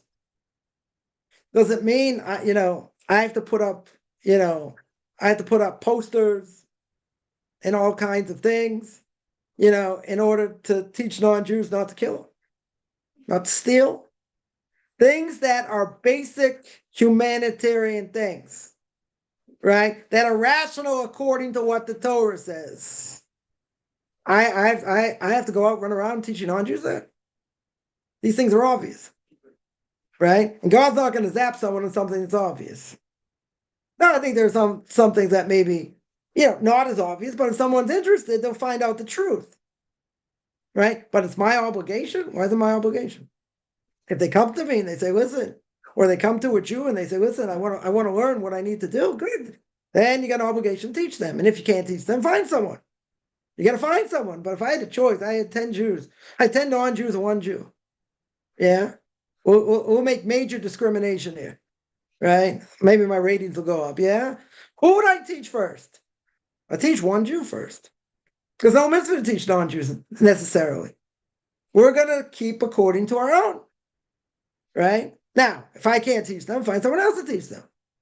But you're going to work on a Jew before you work on a non-Jew. Person says it's discrimination, right? But who are we looking out for first? Who are we looking out for first? Jews, right? We're small enough as it is. But if a non-Jew wants to learn, there's a mitzvah to help them, 100%. There's a mitzvah to help them. People say, oh, let them learn on their own. They'll never figure it out on their own. They need someone to teach them. But again, there are things that are more obvious. There are things I think are a little bit less obvious. But these are universal things. A person is not going to get zapped after 120 years. God say, why didn't you keep this? He said, what are you? Never heard of it. Never heard of the no-hide laws. So you didn't know you're not allowed to steal? No, stealing's different. I'm hiding from Uncle Sam because he takes too much. But you have to pay the taxes. You owe the money. Now he takes too much. But I see you're guilty over here of murder. I didn't kill anyone. What about your grandfather? Oh, no, that was different. That's euthanasia. That's putting him out of his misery. He was suffering. He was in pain. Put himself out of my misery. Right? That's not murder. Or not. Is there any difference between that and you pull the plug or you shoot him in the head? What's the difference? No difference. Murder. 100% it's murder. So a non-Jew is not going to get zapped because of things that he didn't know. There are things that are universal, that are absolutely universal. Again, I would say there's some things that, maybe they wouldn't necessarily figure out. So they're not going to get zapped for that. They'll get zapped for things that are obvious. So I have to go running around teaching non-Jews things that are obvious? Why is that not my obligation? So again, someone will say, you're light into nations. Okay, but what does that have to do with anything? If it's universal, I have to run after non-Jews? Seriously? I have to run after non-Jews to teach them what's obvious? I don't think so. Right? So many Jews don't know anything. I run after them to try and teach them. But that I have an obligation. Why is my obligation to teach Jews? Because it says, Kol Yisrael Ravim Zeh. All Jews are intertwined. It doesn't say by non-Jews. Now, should non-Jews be properly educated? Yes. And if they come to someone, they say, teach me, and they are able to, they should. They have an obligation to. And if they can't teach them, find someone to teach them. Okay. Yeah, but I'm out there trying to do outreach with non-Jews. Who says? Who says that's my obligation? Doesn't say that. Right? And and if I'm learning Torah, right? Don't learning Torah take precedent over that? So you say, okay, you got an obligation to learn Torah. So have a woman teach, doesn't have an obligation to learn. Very good. But again, who's going to come first? The Jew's going to come first. Right? I'm not running around looking for people to teach them something's obvious. I think they're more complex than people think. The no-hide laws. Okay. But bottom line is not my job. If they come to me, okay. Right? Then I have a mitzvah to help them. That's a big mitzvah to help them. I have to convince them of things that are obvious? No, I don't think so. Someone asks, scenario of family that moved and the spouse got spooked. Yeah. Would it have been forbidden for an Orthodox to be married to a non-Jew? Absolutely. Can't be married to. How can you be married to a non-Jew? It's one of the single biggest forbidden things a Jew can do. It's marry a non-Jew. Doesn't matter if they're a no-hide. They're a non-Jew. They didn't convert. So de facto they have a status. They have a status of a no-hide. Very good. So how can a Jew be married to a non-Jew? It's forbidden. It's not the non-Jew's fault. The non-Jew's not doing anything wrong. It's not even putting a stumbling block in front of a Jew. It's the Jew's fault. 100% it's the Jew's fault. So if it's the Jew's fault, yeah, how can they be married to a non-Jew? It's forbidden. Totally forbidden. If that person who converted and their spouse went on as no, would their children still not have play dates? Good question. We still have to divorce. Again, if the person converted their spouse when it's a noahide, let's keep it in perspective. If a Jew is intimate with a non-Jew, it's a Torah prohibition every time they're intimate. It's not the non-Jew's fault. They don't transgress. It's the Jew's fault. They transgress. Now, if the woman is Jewish and the father is non-Jewish, right? We'll say it's a noahide. Very good. The child is Jewish. Child is Jewish. Now, in that scenario, does the Jewish spouse, should they divorce the non-Jewish spouse? Absolutely. Absolutely. They should divorce. Unless the non-Jew wants to convert. They don't want to convert, they're out. What are they supposed to do? Technically speaking, that child, if the woman is Jewish, is Jewish. Very good. But they transgress the Torah prohibition every time they're intimate. Every time they're intimate. Now, based on that, even if their child is Jewish, now this is a good question. If their child is Jewish and the child goes to a Jewish school, but the father isn't Jewish, I'm sure this happens. I'm sure it has happened. Now, the child is really Jewish. Now, your question is, would they still not have play dates? Well, that's a good question. Because if the father isn't Jewish, technically the kids are Jewish. I mean, the kids are Jewish, yeah? Now, would Jewish parents want their kid to play with somebody whose father's a guy, whose father's a non-Jew? Right? So you have to take that up with them. Some would probably say no. Some would probably say that, bad influence, whatever it is. Might be a nice person, and nothing to do with that, but they may not have anything to do with them because the father's a non-Jew. Would a school, let's ask differently, would a school take such a kid if the kid is Jewish? And the answer is yes. Why would they take them? Because they want to make the family stronger. Not necessarily convince the father to convert, let's say. But they want to make the person stronger. They want to do outreach. That's helping the Jewish spouse. Now, what they're going to do about the non-Jewish spouse? Good question. Good question. This is going to be a problem. They can't be together. It's a forbidden relationship for a Jew. Not for a non-Jew, for a Jew. They can't be together. Now, if this person's being religious, or whatever, my Rebbe once told me a story. A woman comes to sell her chametz, sell 11 product before Passover. I said, okay, what's the question? She said, and he tells me, prefaces it by saying this woman's very, very, very religious. Much more religious than you'll be in 10 lifetimes. I said, okay, so what's the question? So he says she wants to sell chametz to her husband. I said, oh, she's much more religious than me, but she's married to a non-Jew. He goes, yeah, technically speaking, she's married to a non-Jew. Yeah. I say, well, I'm glad you get these questions, not me. Yeah. So she stayed married to him. I don't know, how long, what the case was. Right. I didn't ask much further, but she was married to a non-Jew. She's becoming religious. Right. Now, maybe she's hoping her husband becomes Jewish. Is going to become Jewish. In that sense, you try and be makar of them. I would say try and draw them close. Now, if he doesn't want to have anything to do with Judaism, and he doesn't want to convert, being an Noahide doesn't help. She is married to a non-Jew, period. Now she's becoming more religious, doesn't want anything to do with it.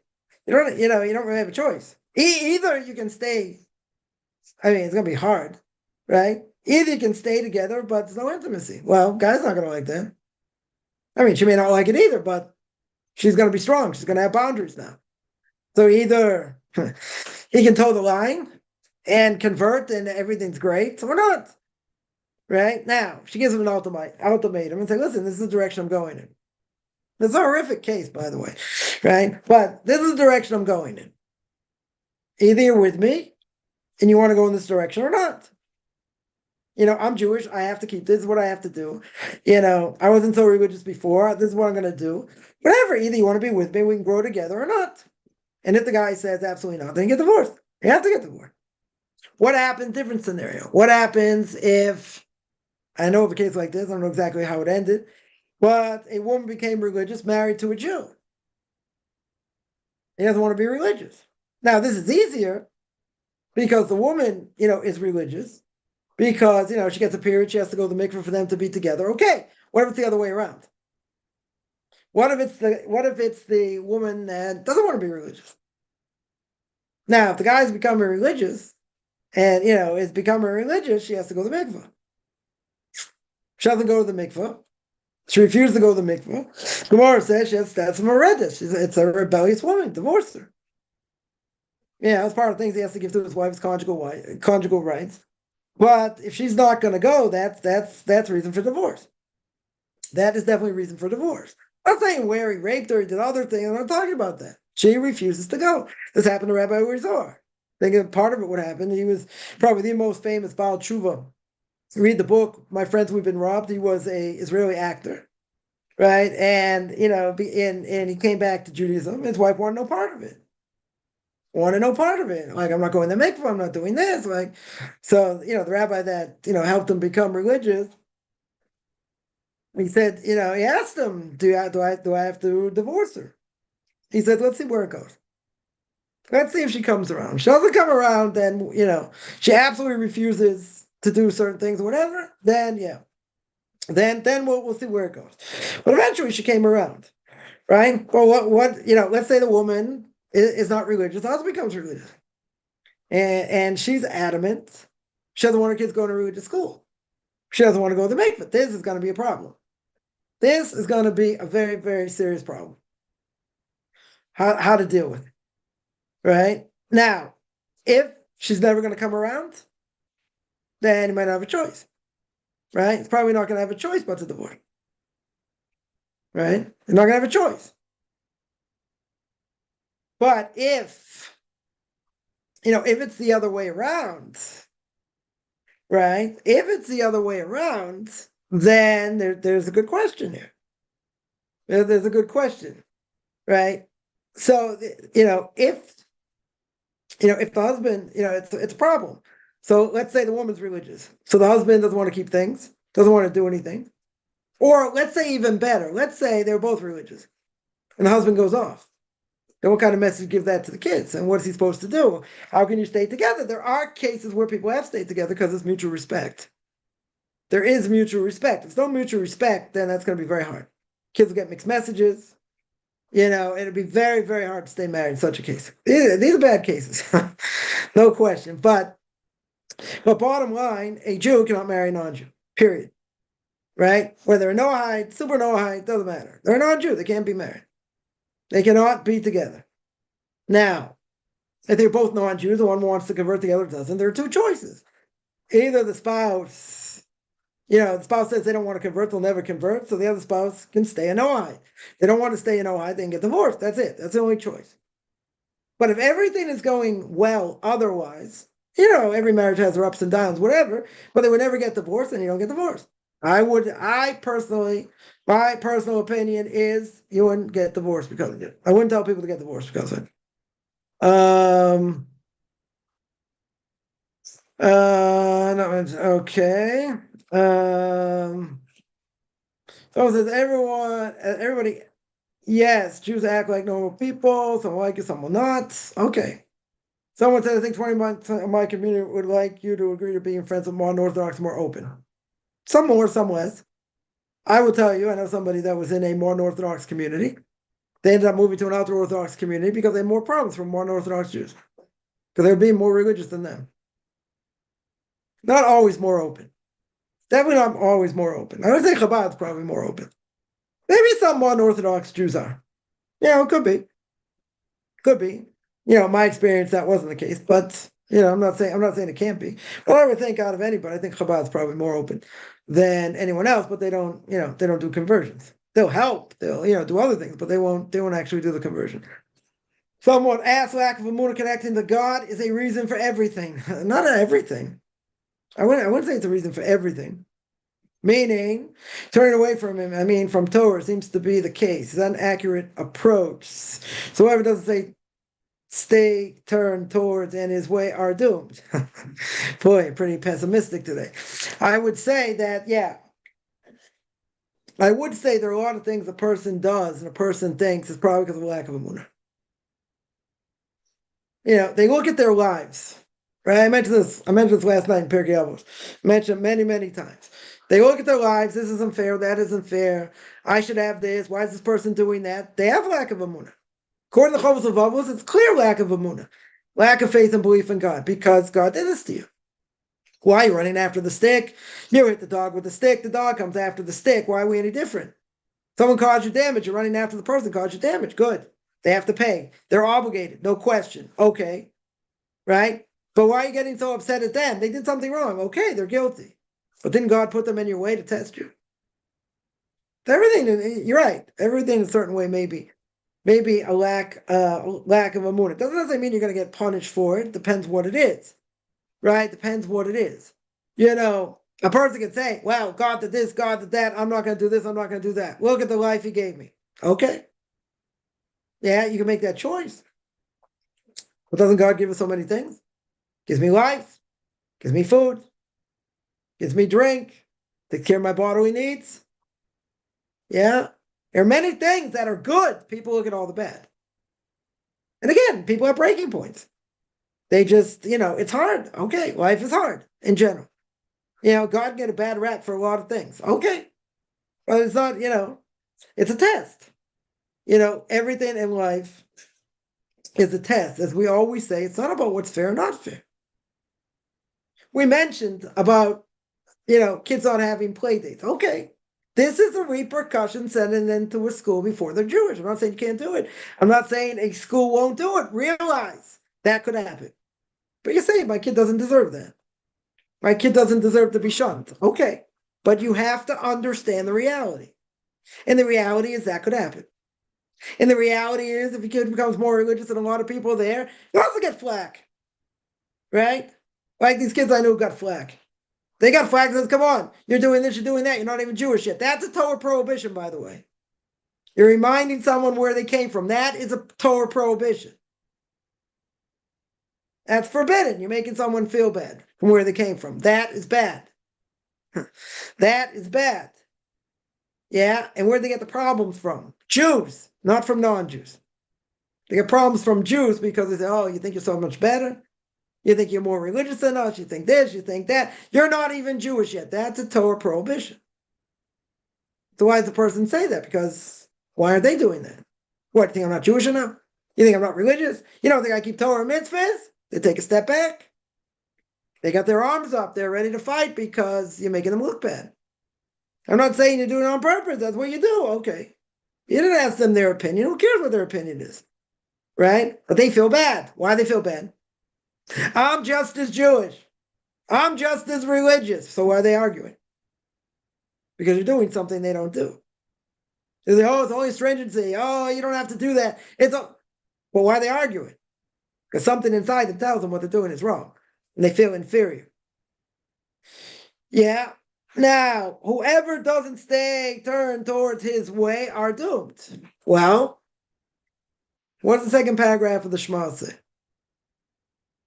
Second paragraph of the Shema says, if I do what God says, then God's going to take care of my needs. Water my fields. Right? Water my fields. Give me food. Take care of all this. And if not, if I don't do what God says, there's payback. Sometimes it's in this world, sometimes in the next world, sometimes it's both. It's a catch-22. It's a big, big catch-22. You can either say, well, I don't care what God says. I'm going to do what I want. Eat, drink, and be merry, lest tomorrow I die. If I'm going to fry in hell, I'm just going to fry in hell. I'm going to enjoy this world. I'll worry about the next world when I get there. That's some people will say. But you're right. There's reward and punishment. I have to be careful what I say. I have to be careful what I do. I have to be careful what I think. So many things I have to be careful of. You're right. It's either I do the right thing, and things are good or should be good. Doesn't mean I won't be tested. Or I do the wrong thing. And if you do the wrong thing, it's going to be payback, but you can repent. Right? There's repentance. So it's either I'm trying to go in the right path, or God forbid I'm slipping up and making mistakes. But you can repent. You can't do it on purpose and repent. That doesn't work. Right? If a person says, I'm going to sin and repent, I'm going to sin and repent, that doesn't work. Right? But at the same time, either you're going in the right direction or wrong direction. That's it. You're not saying I'm happy being mediocre, right? Go back to this argument. Right? Sounds like I'm good. Yeah, do that in a job interview. I'm happy being mediocre. Like, that's it. You never get hired. What good qualities do you have? I don't have any. I'm mediocre. Finished. It's either going up or you're going down. There's nothing in between. So you're right. Either I'm doing what's good in God's eyes, or I'm doing what's bad in God's eyes. Nothing, there's nothing in the middle here. So it's not a question we're all doomed, right? That's a bad way to look at it. It's a depressing way to look at it. You got to put your best foot forward. That's what we have to do. That's not always easy.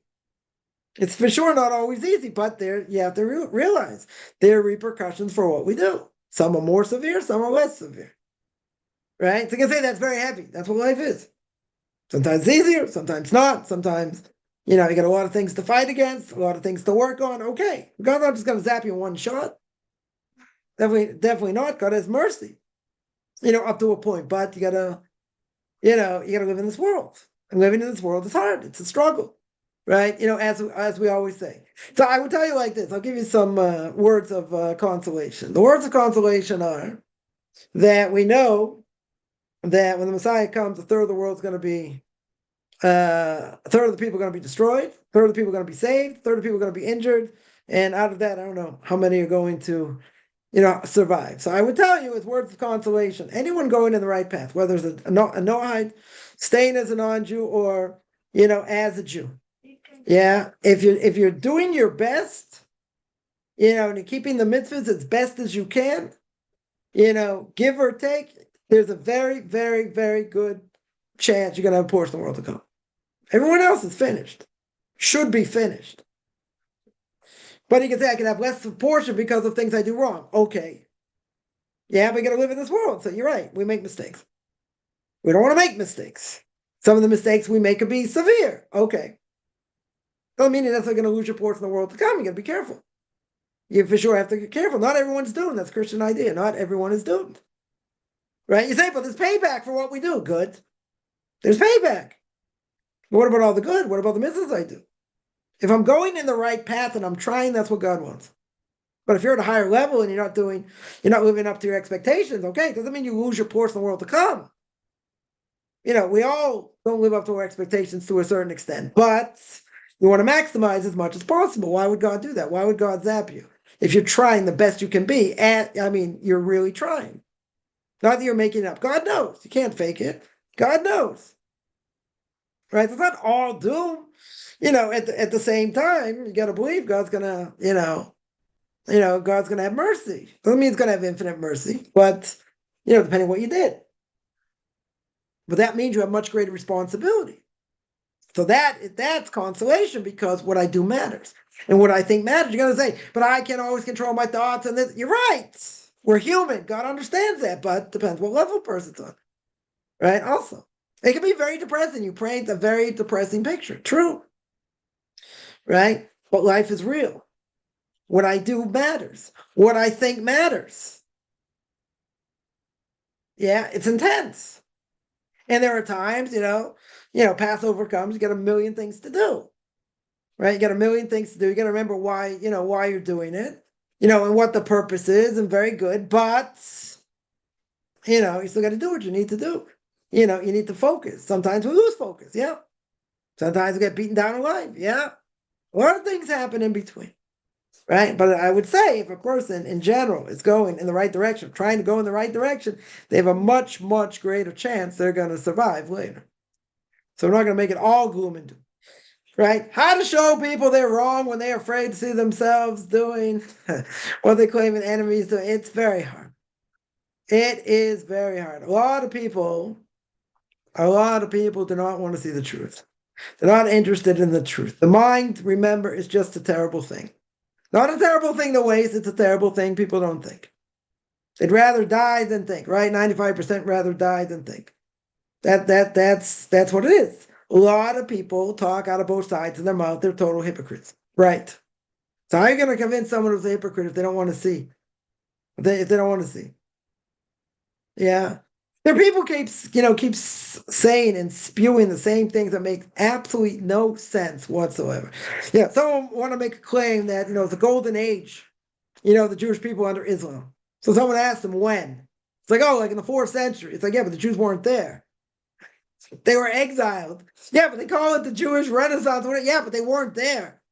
They weren't living in an Arab country, in a Muslim country, and and there was this Jewish resurgence of Renaissance, and Torah and other things. People's information is totally skewed. So they were talking at each other, not to each other, because the other person has a revisionist idea of history. How are you going to convince someone who believes, the Palestinians came 3,000 years ago? How are you going to convince them? According to modern history, you got to get them to see modern history. You got to see there was no such thing, whatever, but they don't want to see it. If someone doesn't want to see it, can I bring them to drink? Can I get them to drink the Kool-Aid? They're not going to be interested. They have their own way of viewing history.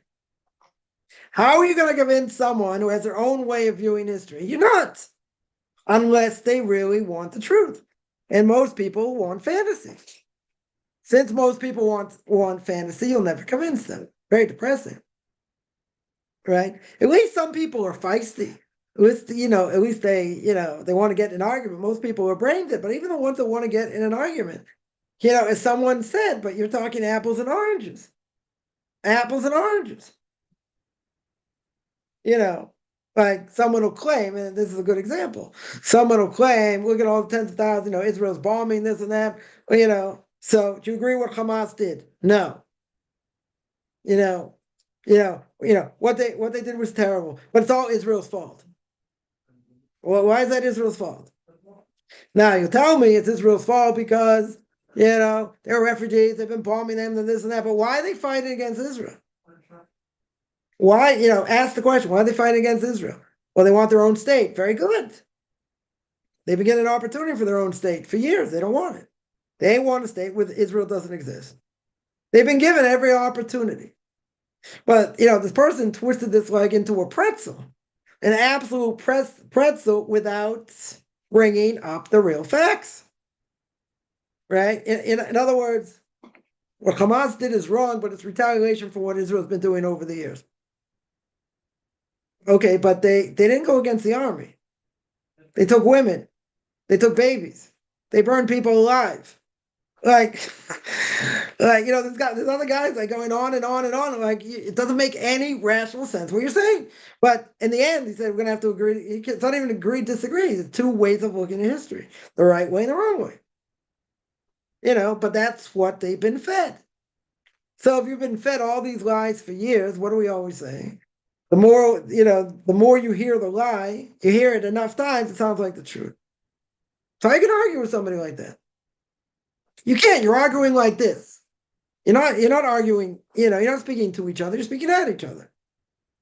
So how can you speak at each other? It doesn't work. Totally doesn't work. So, it's not that they're not paying attention, but not in a way to make clear without biting their neck. It's impossible. They don't want to see what the truth is. Right? Very simple. I want to talk about a Palestinian state. There's one very simple thing you can say. In the time of the Ottoman Empire, was there a Palestinian entity at that time? Did they throw them off their land, close down their offices and all that? I don't think so. In the time when the British were in charge. Now, the Ottomans are going back 150, 200, 300 years ago. The British, 100 years ago. Right, less than 100 years ago. British were in charge. So what happened? Where are all these people? Where's all the land that was confiscated from them? Because they weren't part of anything. They're part of Jordan. They're part of Beirut. They're part of Lebanon, part of Egypt. They didn't exist. Except the Israelis existed, made them exist. Okay. But if you go back 300, 400, 500 years, was there an entity? No. They're nomads at best, right? Now, that's facts. That is the history. Now, see what a person says when you say that. Say, no, they had their own entity. They had this. They should show me. That's all I have to do. Show me where they had, what they had. Yeah. They had nothing. They had absolutely nothing. Before 9/11, you have the Malbim says it's going to be war against Edom, the Western world against Ishmael, right? Against the Muslims. Were the Muslims an entity before that? Malbim's talking 100 years ago. Yeah, were they like a full, powerful entity? They weren't a full, powerful entity. You look at the Malbim and say, very nice, nice try, but like, they're going to disagree in religion or whatever. They're going to have the massive bloodbath, and they're going to realize that they're killing each other because of the Jews, blah, blah, blah. Very good. Yeah, and then the Messiah is going to come. Now, were the Muslims ever an entity? A true entity? We have to go back, way back, but after that, they were dispersed. Didn't have anything. Right? Now, you explain that to someone and see what they say. But those are the facts on the ground in general. Now, they can turn that into a press thing. No, like this guy says, no, it's not, the 4th century. Yeah, the Jews weren't even there in the 4th century. But it's called the great age of Jewry. So they're under their rule, but they weren't. Historically, they weren't. They weren't living there. So how can you claim it was this whole Renaissance? That's what they claim, but it's not true.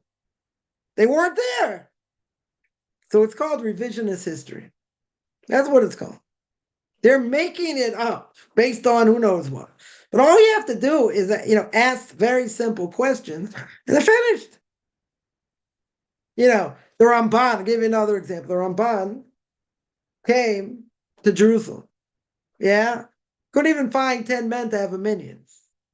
10 men. Yeah? There's nobody there. I'll give you another example, more relevant example. You take Samuel Langhorne's Clements. Yeah? Wrote Huckleberry Finn, Tom Sawyer. Yeah? So he came to Israel in the late 1800s. What did he see? He wasn't a religious person per se. What did he see? Exactly what the prophets say. There's nobody here. The place was flattened like an absolute pancake. Right? Flattened like an absolute pancake. So you say that. So you say that, what are they going to answer? What are they going to answer, right? Samuel Langhorne's Clemens was Mark Twain, by the way. Anyone doesn't know. But he wasn't a religious person. But Mark Twain said exactly what the prophets say. Israel was flattened like a pancake. So where are all the Palestinians? That was in the late 1800s. You know who came before them? Was the students of the Vilna Gaon. They came drunk, and drained the swamps. One died of malaria. Right? They were the real Zionists, first Zionists that came. But there was nobody here. Nobody here. So you're gonna tell me they've been there for thousands of years. Really? Did you ever read Mark Twain on the subject? Did you ever hear what the Ramban said? Did you ever, there was nothing here. So you throw those facts at them and see what they say. No, it's not what it means. Is that what do you do with what Mark Twain said? There was nobody here. All I had to do was Google it, what he said. And he wasn't a religious person. So when you see what he said, how can they make a claim? Oh, we had a power, we're part of this, we're our own entity. Really? Mark Twain came, went all over the country. Didn't see anybody. He saw very few people. The place was flattened like an absolute pancake. No pun intended. Like an absolute pancake. Where are the Palestinians? Where are they? Where are they hiding? Oh, maybe they all lived in, caves. Maybe they're all in ashram somewhere. I don't know. Where were they? Were they hidden? One of the top 3 biggest lies in the history of man. That's one of them. That's definitely one of them. But you quote some facts, see what they say. Right? And if they give you bogus answers, they're not going to listen. So if they're not going to listen, there's no point. Right? There's no point. Is it problematic? A person only receives. I know someone who never gives and lives in a way that only receives.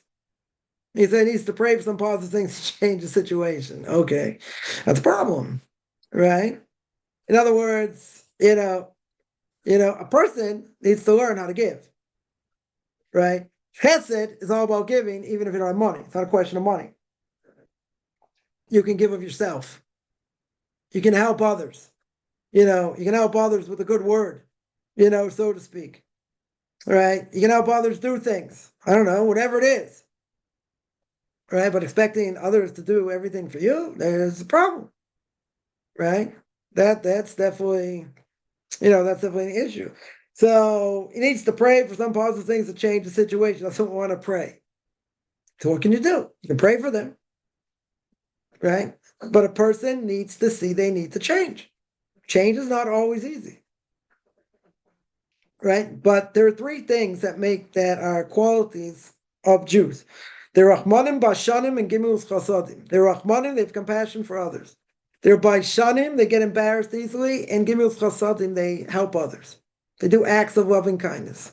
Our purpose in the world is to help others. That's our purpose, as much as we can, right? Even if you don't have money, it doesn't matter. We try and help people, whatever we can do. If someone is only a taker, that's a problem. That is a problem. They have to learn to give. Now you can say they're not Jewish. Okay. They're not going to convert. Okay. They still have to learn to give. I mean, it's a basic humanitarian thing, right? It would be under one of the Noahide laws, right, to help others. Now, it depends how much you have to help them, whatever, but that's universal. Someone's in trouble, you try and help them if you can. If you can't, you can't. Okay. But you try and help people, right? Who says you should be a taker? Someone says, come on, you want me to quote this? All right. The rabbi I was listening to learning Hebrew, yeah, and he blesses people like LeBron James, even during the kneeling part. Oh, yeah, being paid by communist China. Oh, I was like, how can a rabbi bless someone like this? Come on, you want me to answer that? Think the person's a real rabbi? He's gonna bless somebody? It's forbidden, by the way. Most people not aware to say that, he's such a great athlete. Yeah. Say a non-Jew is like a great athlete. Larry Bird, what a great work ethic, right? Back in the day. Yeah, what a great player. Torah prohibition for a Jew to say that. So some people want to try and give him a limud schools that why it's not necessarily totally forbidden, but you're not allowed to say that. You're not allowed to praise them for what they do. It's forbidden. 100% forbidden. You want me? So somebody does it. You want me to answer why? How can you do that? I don't know. It's not permissible. When there are two definitions of what it means to give chen to a non-Jew. Chen means, I don't know, like grace, whatever. I don't know how you necessarily translate it. But one is you don't allow them to acquire property in Israel. Forbidden to give them, ability to own property in Israel. Right? Forget about what goes on today. And that's one thing. Another explanation is saying what a great athlete this is or whatever. What a great ball player he is. Now, that explanation has nobody argue on it. I remember because this really bothered me because, I was a sports fan, back in the day. So this really bothered me. So, when something bothers you, it's more like close to your heart. You look up all the sources. You look up like everything to see, well, maybe there's someone who has an opinion, says it's okay. I looked high, I looked low, I looked here, I looked there. Clear as day, forbidden. 100% forbidden. So now, you're going to ask me the $3 million question because I just upped the ante, right? And that is, someone who's quote-unquote a rabbi, how can he say it's a great thing he kneeled? So I'm not going to answer that, right? How can he do it? It's forbidden. Flattery. He can't give someone like that flattery. Forbidden. What a great thing he kneeled and he prayed to God. Or even better, is he the GOAT, right? Is he the greatest of all time? Compare him to Jordan, to Bird, to Magic, whatever, right? I'm not going to show my great knowledge here. This one did this one did that, and look how great they were, in their generation, blah, blah, blah, in their era. That's forbidden. That is forbidden. I didn't see anyone says it's permissible. I didn't even see anyone who said even a half a meter, like, you might think, what would I think they would say that it makes it permissible? I didn't even see that. Across the board, forbidden. So you want to ask me how he could say it? He can't. So why did he say it? Can't answer. Right? But that's a problem. That is a serious problem. Most people, especially in the modern Orthodox community, have no problem with this at all. Because they're all sports fans. They wouldn't, you would tell them that's forbidden to do, they think you're nuts. They'll think you're a right-wing, absolute fanatical nut, right? You join my ranks. Yeah? They'll think you're nuts. So like, come on, I grew up in Boston, and the New England Patriots were a dynasty for 20 years, right? Thanks to TB12, right? Tom Brady, okay, say whatever you want. 20 years, no one's ever going to surpass that. Nobody, not in Kansas City Chiefs, right? I don't think it's even going to be close. 20-year dynasty, yeah. So to give all that kind of praise on what he was and his work ethic and this and that, Torah prohibition, Torah prohibition. Tell that to a non-Orthodox Jew, they'll slice you up. They'll slice you up. They probably hate Tom Brady anyway because he was good for so long, right? But doesn't matter. Same thing about Larry Bird. Same thing. Yeah, yeah. To say that, they'll think you're nuts. They'll think like he dropped off from another planet, 100%. But that's forbidden. So you're gonna ask me, how can someone do it? I'm not gonna answer what people do. That's forbidden. 100%. It's forbidden. I think some men who dressed as women during Purim. That is a problem. That is a problem. Yeah. Yeah, the Ramah says very clearly in the Shulchan Aruch, code of Jewish law, even by little kids, you don't do it. Even by little kids. I remember one year I was by my Rebbe for Purim. I came out waiting for the bus. Some American guys came, dressed up however they were dressed up. Very good. One guy mentioned before was dressed in a tutu. Guy looked like an absolute fruitcake, and that's a ballerina. Yeah, he should have shaved his legs at least. Okay, whatever. Won't go there. But, how can someone do that? It's totally against Jewish law, even on Purim. Right? Even on Purim. Doesn't look like a modern Jew. All the students dress Orthodox at a synagogue in Israel. Okay. You can, text it to me who it is. I'll be curious to see who it is. Right? But it doesn't matter. Doesn't matter. I don't see any permissibility whatsoever to say such a thing. I wrote a paper, which was been forbidden, but wrote a paper in college how, about, Larry Bird's work ethic. Yeah, what his work ethic was. He used to take like 1,000 free throws a day. Worked on this, worked on that, like whatever. He worked hard. He had he had a unbelievable work ethic. Okay, yeah, but someone to praise it. Where are you allowed to praise it and say it's okay? Right? Like I said, I looked high and low. I didn't see anybody say such a thing. That there's permissibility in any way. An actor, a sports person, whatever. Oh, what a great shot he made. Oh, the person like, what a great thing they played in this play, in this movie, whatever. It's forbidden. That's forbidden. How would someone do it? They look Orthodox? Well, Cheskel Levenstein, many times, he was a spiritual influence in the Shiva in the Mir and in Panovich in Israel. And a lot of times in his book, Or Cheskel, which has never been translated, he says a lot of people do things for frumkeit. Frumkeit, meaning they want to look religious. Yeah, it doesn't mean they are religious per se. You gotta see what they do. A person can dress the right way and talk the talk and walk the walk. Doesn't mean they're necessarily religious. You gotta see what they do. How can someone like, learn a lot of Torah? Let's say they know a lot of Torah. And on the wall, of their room, they have a picture of LeBron. Or TB12 or Tom Brady. Yeah. That's what they idolize. You walk in an Orthodox Jew's house, who do you see pictures of? Rabbis. They don't worship them. Worship the Torah that they have. Right? Somebody you want to emulate. You want to emulate these people? I don't think so. Right? Not at all. Yeah. You got to hang them in your sukkah? Use it to blow my nose with. Come on. Yeah. Yeah. So, you can text me, tell me who it is. Isn't Mashiach supposed to remove all pain and suffering? Sure. Yeah, but I mean that's after the major war and after everyone dies, right? But it's going to bring peace, right? That's for sure. Okay, so what's the question? If so, why have sacrificial animals, right? Since they experience pain and suffering. So what? So what if they experience pain and suffering? Doesn't God tell us to do it anyway? They're used for our benefit. I can make leather shoes out of, alligator shoes. What's the problem?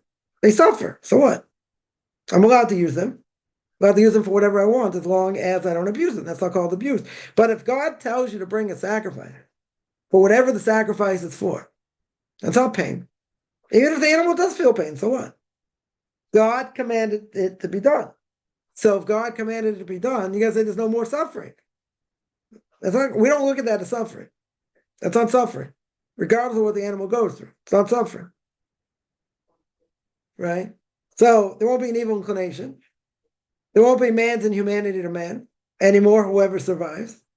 But we're not looking, even when there were sacrifices, the animal doesn't suffer. We're not looking at the animal suffering. First of all, they die straight away, so they're not suffering. But in general, right? In general, God gives an absolute command. This is what you have to do. So it's not a question they're suffering or not. You have to do it anyway, right? So it's not a question. Oh no, it's going to be suffering. That's not. We don't look at that as suffering at all. The animal, whatever. The animal's being used to sanctify God's name.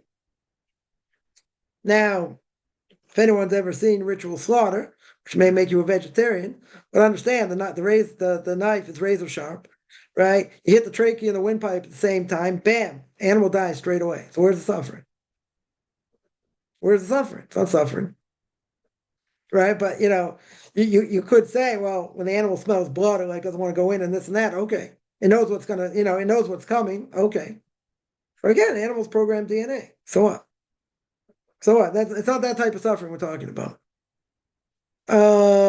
Someone asks, at what point am I allowed as a GIT to tell Jews I know if they're behaving against Torah? I don't ever tell, it depends what they do, right? But you don't ever want to give mussar to somebody unless you have to. Some of my Jewish friends don't know, but actually put stumbling blocks before me. All right. So I would say that, at some point, you should tell them you're converting. When? I can't tell you when. I can't tell you when, but yeah, you have to understand. Sometimes you do have to say something. If a Jew is doing something disgusting or whatever, sometimes you do have to say something even if they're not going to listen, right? Right, but yeah, you have to see what the case is. If you know they're not going to listen, sometimes you have to say something anyway, right? Depends, it depends what it is. But they may not care anyway. So it could be in a case in many cases you might be exempt because if they're not going to listen anyway, they're going to hate Torah more. Then it's not going to matter, right? They don't want to matter. When do you tell them? I don't know. It's a good question. That's a good question. But if they're putting stumbling blocks in front of you, let's say, then you have to say something.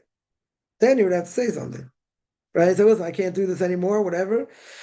I'm learning to be a Jew, and I need to be a better Jew, and this and that. So I can't do this. You can tell them, right? When do you have to tell them? Good question. You can tell them now if you want. Depends how far a person is and how far they've come. King David was a mamzer. Why? Why was King David a mamzer? I wouldn't say it was a mamzer. Right. What's the question? Right. What was the question? Let's see.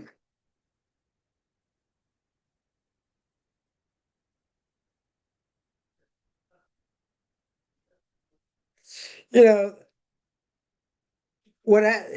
wasn't necessarily a mamzer, right? But the fact that he had a child with Bathsheba, right? And that child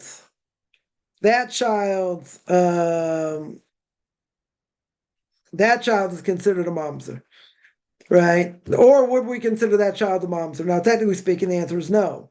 And the reason the answer is no is because, first of all, Uriah Hittite gave his wife a bill of divorce before he went to battle. So really, he wasn't considered married to her. And second of all, he deserves to die. Because you're going to say King David put him to death because he put him in the front, but he did something against the king. He was considered more b'malchus. He was considered a rebel against the king. Rebel against the king. He killed. Right? He killed. So, he had killed. So technically, really didn't do anything wrong until Nathan the prophet comes and, and chastises him. But really, technically speaking, the child they had, right, was not considered a mamzer. Right? And the reason is because she was considered divorced. Because she's considered divorced, then what he did was legal. Someone asks if we're fortunate enough to convert as an Orthodox Jew, can we interact with Noahites? Why not? Have them for Shabbos? Yeah. Why not? Not a problem. They're not doing anything wrong. Right? Inviting a Jew might be a problem only because they might drive on, on Shabbos, but as long as you tell them you have a place for them to stay, or you got to make sure they have a place to stay. If they decide not to stay, it's their choice, right? But non-Jews you can invite; it's not a problem. That's not a problem. Someone asked, no, people didn't even know they were Jewish. Okay, are they responsible for things that they're not prior to that knowledge? Unless they could have found out. If they could have found out that they were Jewish and they didn't, and they weren't interested, yeah, then it could be held against them. If there's no possible way they could have known, then no. Then it wouldn't be held against them.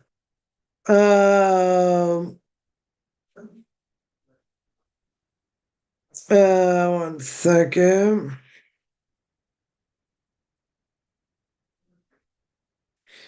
People are homeless. Can you help them? Why not? Not forbidden. It's definitely not forbidden. I would say, it's better to help Jews than non-Jews, but you certainly can do that. Is it a mitzvah to reach out to them? You can. Not saying not. People would ignore them. Helping others, sure. I would say, as Jews, we're gonna help our own first, for sure. But can you help not, a non-Jew homeless person? Why not? Certainly can. No question. This is a bombardment of their cities. Yeah. Realize Zionism and Judaism isn't the same thing. Oh, that's for sure. That's for sure. Why not? Because Zionism is based on the premise that we are people of the land and that's it. In other words, without religion, without mitzvahs. That's the problem with secular Zionists. In other words, they believe that there's a big mitzvah to be in Israel and fight for the land of Israel and this and that, but it has nothing to do with Torah and mitzvahs. And the land of Israel would never survive not for Torah and mitzvahs. And the Jewish people would never survive, let's say better, without Torah and mitzvahs. So Zionism and Judaism are not the same. We believe, certainly, the Messiah is going to come. He's going to help build up the land and all that. That's true. But from a religious perspective, not from a secular perspective, right? In other words, Zionism without Torah and mitzvahs is nothing. It's absolutely nothing. Because they're going to claim we have the land, we have our own language, blah, blah, blah, right? We don't have to keep Torah and mitzvahs. That's like saying, there's a place in Shemona Esrei, silent meditation, whatever you want to call it, about coming back, building up Israel. Yeah, so say, of course you have an obligation to do that. Yeah, but it's talking about bringing God to the world, bring God's presence to the world. They're not talking about that. And not only that, if you read the words of the Jewish national anthem, Hatikva, it talks about being a free nation. So it has different meanings. Free nation can be, we're not subject, to the rest of the world, which isn't true, but, we have our own land, and it's land of Jews. Very good. What does a free nation also mean? It also means we want to be a free nation, free from Torah mitzvahs. You don't have to look that hard. That's what they want. Nothing to do with Torah mitzvahs.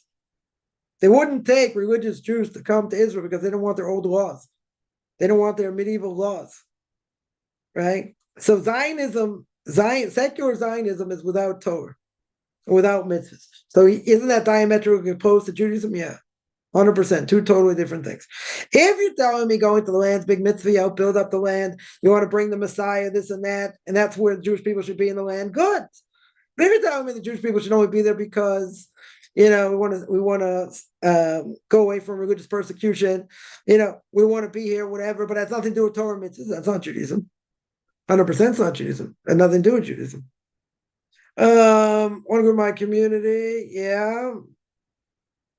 Very good. Spend most of my life isolated. Okay. Is that just regular Jewishness? No. I wouldn't say being isolated, let's say, from a parent or whatever, is necessarily representative, of Judaism, but being welcome is a big thing. That for sure is a big thing. Some places I would say more welcoming. Again, as we said before, some are less welcoming, right? Nonetheless, yeah, communities are different. Yeah, a lot of different things go on in communities. What people think, what they believe, other things. The fact that people are going to reach out, I think, is a huge thing. Not, again, I said before, not every community is going to, is going to reach out. Some more, some less. whatever it is. But if people, do reach out and they are genuine, take it. That's how you get to know what to do when you meet other people. And, that's a huge thing. Again, it doesn't mean people are perfect. Don't make that mistake, right? People are people. Don't mix up Jews and Judaism, right? People understand that. Okay. But at the same time, I would say, people that are welcoming, they can be genuine. Not they're trying to get anything out of you. They could be very genuine. They want to help, and they know that people in this process, it's a very lonely process, right? 100%. So there are people that, that reach out and help and, do all kinds of things. That's huge. Some places are better, some places not. Depends where it is. One second here. Yeah. Someone mentions what happened. Yeah, so before 1/10 of some percent will survive after the entire situation. Yeah, it's a third. Third will survive. Right? I mean, the prophet says, if it's not a nuclear war, prophet says that people are going to be buried for 8 months. It's going to take 8 months to bury people. Doesn't sound like nuclear to me, but 8 months. That's like 240 days, give or take. I mean, that's like a huge amount of time. Spending 8 months burying people. It's a huge amount of people are going to die. Right? Straight off, they're going to die. The ones that are injured may die, may not die. Right? It depends. Right? But a third going wiped off the face of the map straight away. Yeah, that's a scary proposition. Scary proposition. Someone here mentioned since the war with the Palestinians has been happening since pre. Remember, the Philistines are not Palestinians. Different group altogether. Totally different group altogether. No connection whatsoever. But the Arabs, the Muslims, are going to be a thorn in the side of the Jewish people to the end of days. That's just what's going to be. Sometimes it'll be better, sometimes not. Same will get worse before it gets better.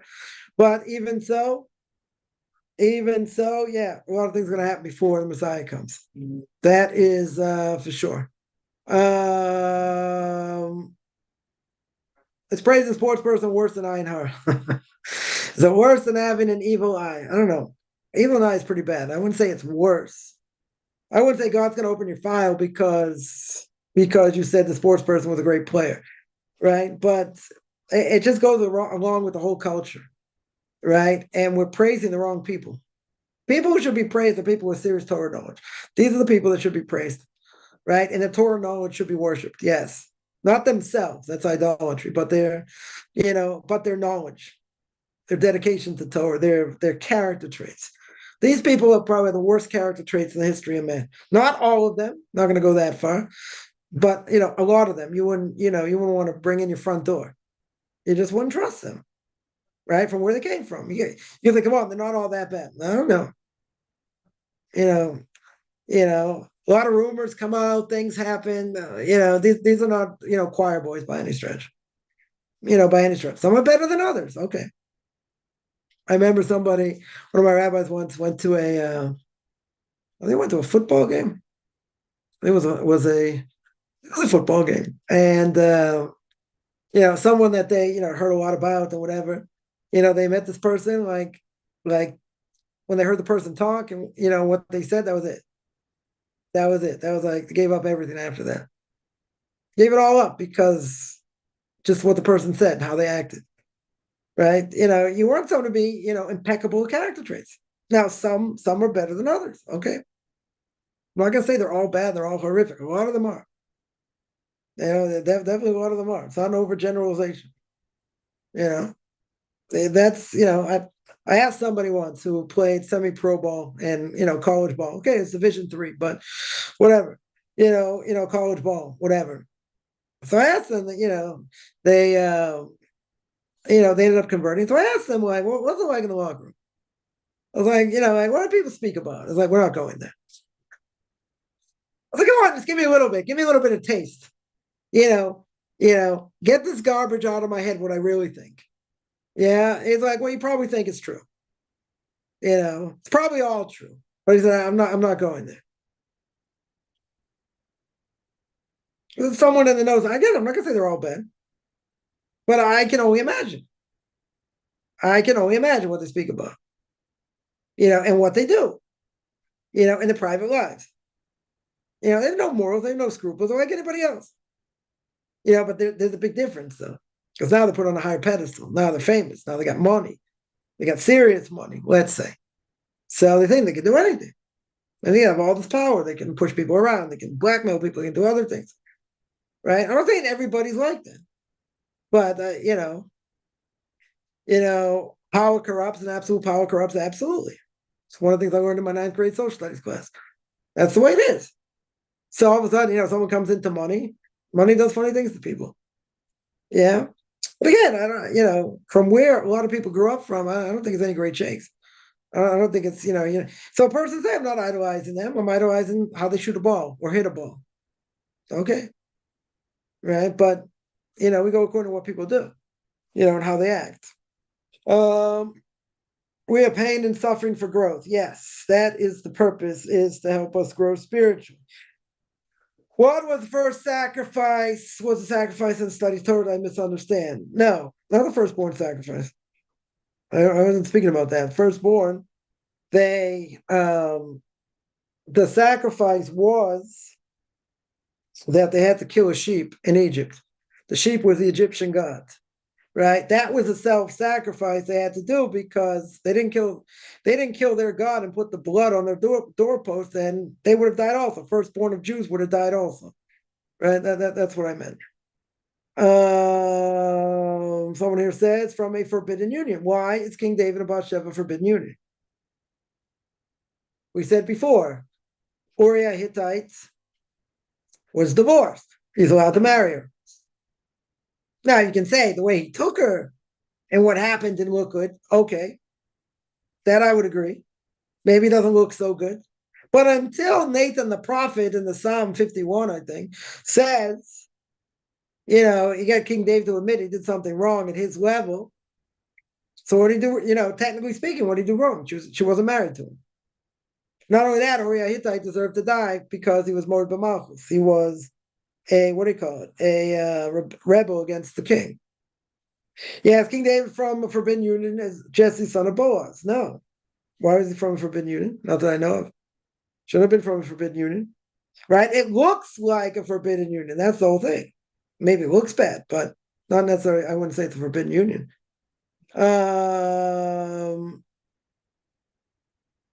His parents were not married. His birth, not his kids. I don't know. I don't have to look into it. King David's father, Jesse, and his mother were not married. She was an outcast. But, he was one of the few people, by the way, that the Gemara says never sinned. He only died because of the sin of Adam and Eve. So obviously that wasn't a problem, no matter how it looked. He either wasn't married, let's say. If that would have been considered a sin, then the Gemara is wrong. Right? And the Gemara is not wrong. The Gemara mentions 4 or 5 people that died because of the sin of Adam and Eve. Because they had to die. Because they brought death to the world. But they never sinned. Right? One of them, I think was, certainly one of them was Moses' father. Let me just bring up here. I could be wrong. Let me just see here. All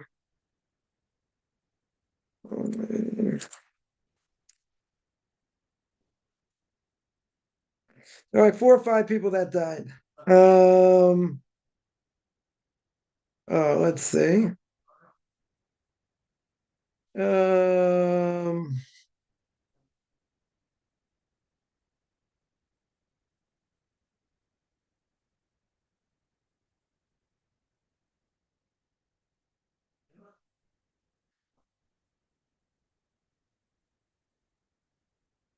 Let me just see 1 second.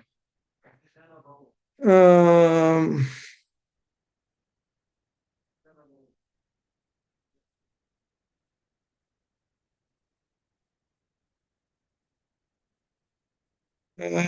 second to see if I find it quickly.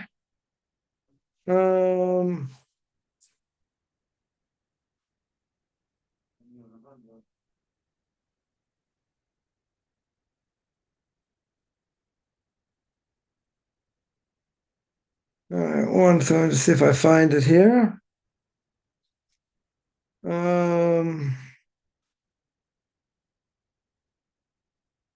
Ah, yeah. So Yishai, the father of David, didn't die because he only died because of the sin of Adam and Eve. Right? That's how it's learned. Right? Benjamin, son of Yaakov, also, I think there were four. I don't know, I forget what the other two are. But anyway, it makes clear that he only died because of the sin of Adam and Eve. Right? So therefore, he didn't die because of any other sin. So therefore, it's all looked at as a sin. Why not? I don't have to look it up. He lived 70 years because Adam Rishon gave David 70 years of his own life. Well, that is true. Right? That is true. Is coffee okay to drink? Yeah. I mean, not a problem. I mean, if it's flavored, it needs rabbinic supervision, but drink too much of it's bad. A person drinks it within reason, then people say it's healthy. It's very healthy to drink. In many ways, if you abuse it, drink 10 cups a day, that's a problem. Right. But otherwise the person can drink it, right? Doesn't matter if it's a bean or not. It's if it's ground up and whatever. Doesn't need rabbinic supervision in general. The only question is if it's flavored. If it's flavored, then it needs rabbinic supervision. Should I? You can have it on Shabbos. Why not? Well, you can't grind it up. I mean, if you can have instant coffee, you can have.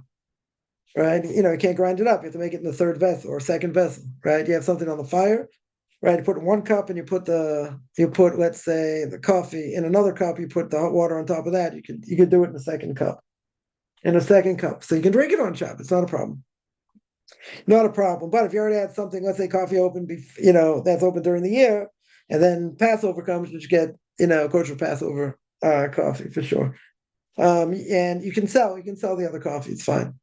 You can definitely sell, but you shouldn't use it for Passover. Right. Yeah. Any other questions?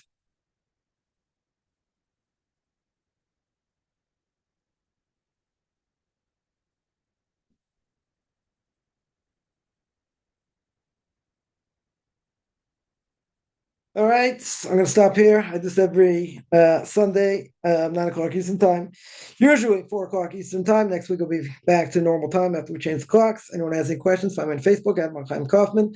Beyond Orthodox Conversion Judaism, orthodoxconversion.com. Beyond Orthodox Conversion Judaism on YouTube. There I got videos on Q&As. Ethics of Our Fathers, Book of Leviticus. You want to send me an email, RabbiChaimKaufman@gmail.com, RBBI CHIMCOFFMAN at gmail.com.